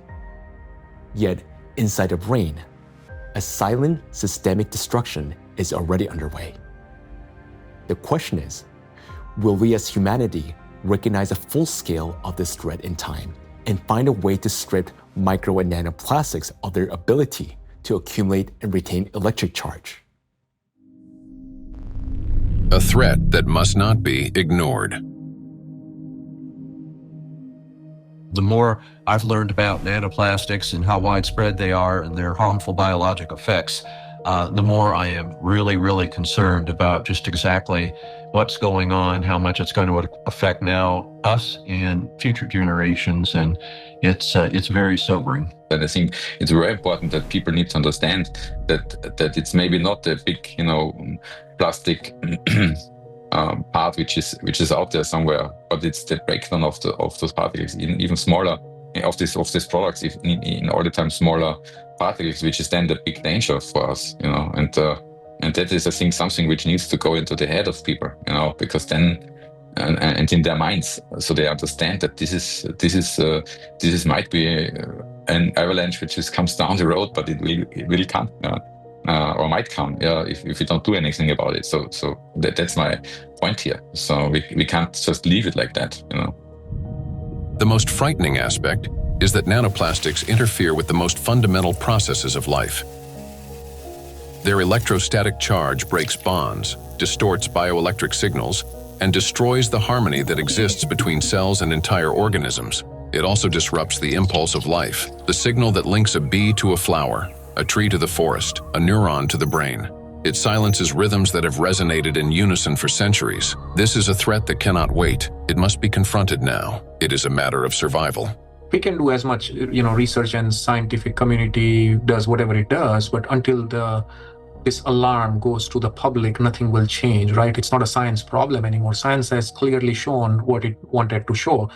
Maybe there will be 10 more studies in the next few years, right? And then what, right? Until we change, and this change is based on the public opinion. I want to leave something which is, our legacy should be habitable by our future generations. And that's the pure purpose we all have in common. If we can connect to our own health, I think that is way more powerful and more appealing for all of us to collectively act on this together. I think that's a very important point. And I think at a societal level, we all have to incorporate the other dimension beyond, in our balance sheets, beyond the dollars and pounds and euros and rupees, right, is the health, the impact on the health. And I think that has to be a part of the balance sheet, because what are we making money for if we can't survive or have a good quality of life? Then everything else is worthless for us and for the future generations. I think maybe a reason why I do that, to just show by example that we need to do that. It's my big, hope that I can contribute to a solution and also to people thinking about it, talking about it, and acting accordingly to make this world a better place and not just always a worse place for the future, especially for the next generations and for my son and for families and of course all over the world to take care. For too long, we have lived under the comforting illusion that there's still time, that humanity will always have a chance to recognize, understand, and respond. But that time has passed already. Our greatest challenge now is to find a solution before we cross the point of no return, while we still have both our intellect and the little time that remains. But for this to happen, all of humanity must first grasp the true scale of what is unfolding. Only then will we be able to direct our full scientific potential and resources toward finding a solution. As we have seen already, no single individual, organization, or nation alone can solve such a complex problem. The scientific community of ALLATRA has been searching for the solution for 2 decades, and although it hasn't been found yet, we know it exists. We understand that the answer lies at the intersection of physics, chemistry, and biology, which means that the solution is achievable, and finding it is essential for survival. Through years of research, we have come to clear understanding that the efforts of the entire global community must be united, and urgently. The challenge before us is enormous: to find a way to strip micro and nanoplastics of their ability to accumulate and retain electric charge across the entire biosphere, not just in a test tube or single organism. And to do so without harming humanity, the planet, or disrupting the Earth's magnetic field. Today, micro nanoplastics are present in every human being, including newborns taking their very first breath. In fact, unborn children developing in the womb are already exposed to these tiny particles, and even human eggs and semen are now contaminated and impacted by nanoplastics. For the first time in history, we face an enemy that threatens all life on the planet. And unless we change the course, this crisis will only deepen. Nanoplastics have indeed become the only true enemy of all humankind and each of us. I want to say that now is not the time for geopolitical rivalries or economic wars. It is not the time to build new empires. When one realizes that they're dying, it makes no sense to start building a new house, especially when no one will be left to live in it. And above all, we no longer have a time for military conflicts. There's no sense in killing one another when we're already being killed by a common invisible enemy, although some don't even realize it yet. We cannot remain indifferent to this threat because our future depends on whether we're capable of setting aside our divisions and uniting against this killer, nanoplastics, which threatens all life on our planet. The question is, are we capable of truly understanding all this?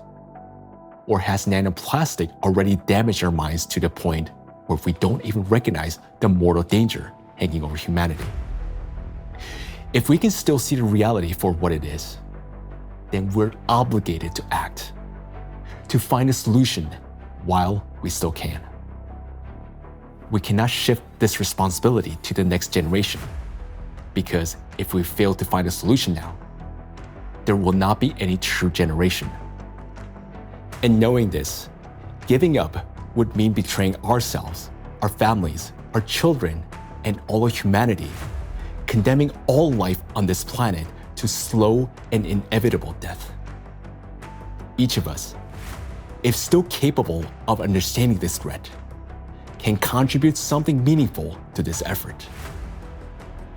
Only by acting together can we solve this monumental challenge and preserve the most precious thing that we have, life itself.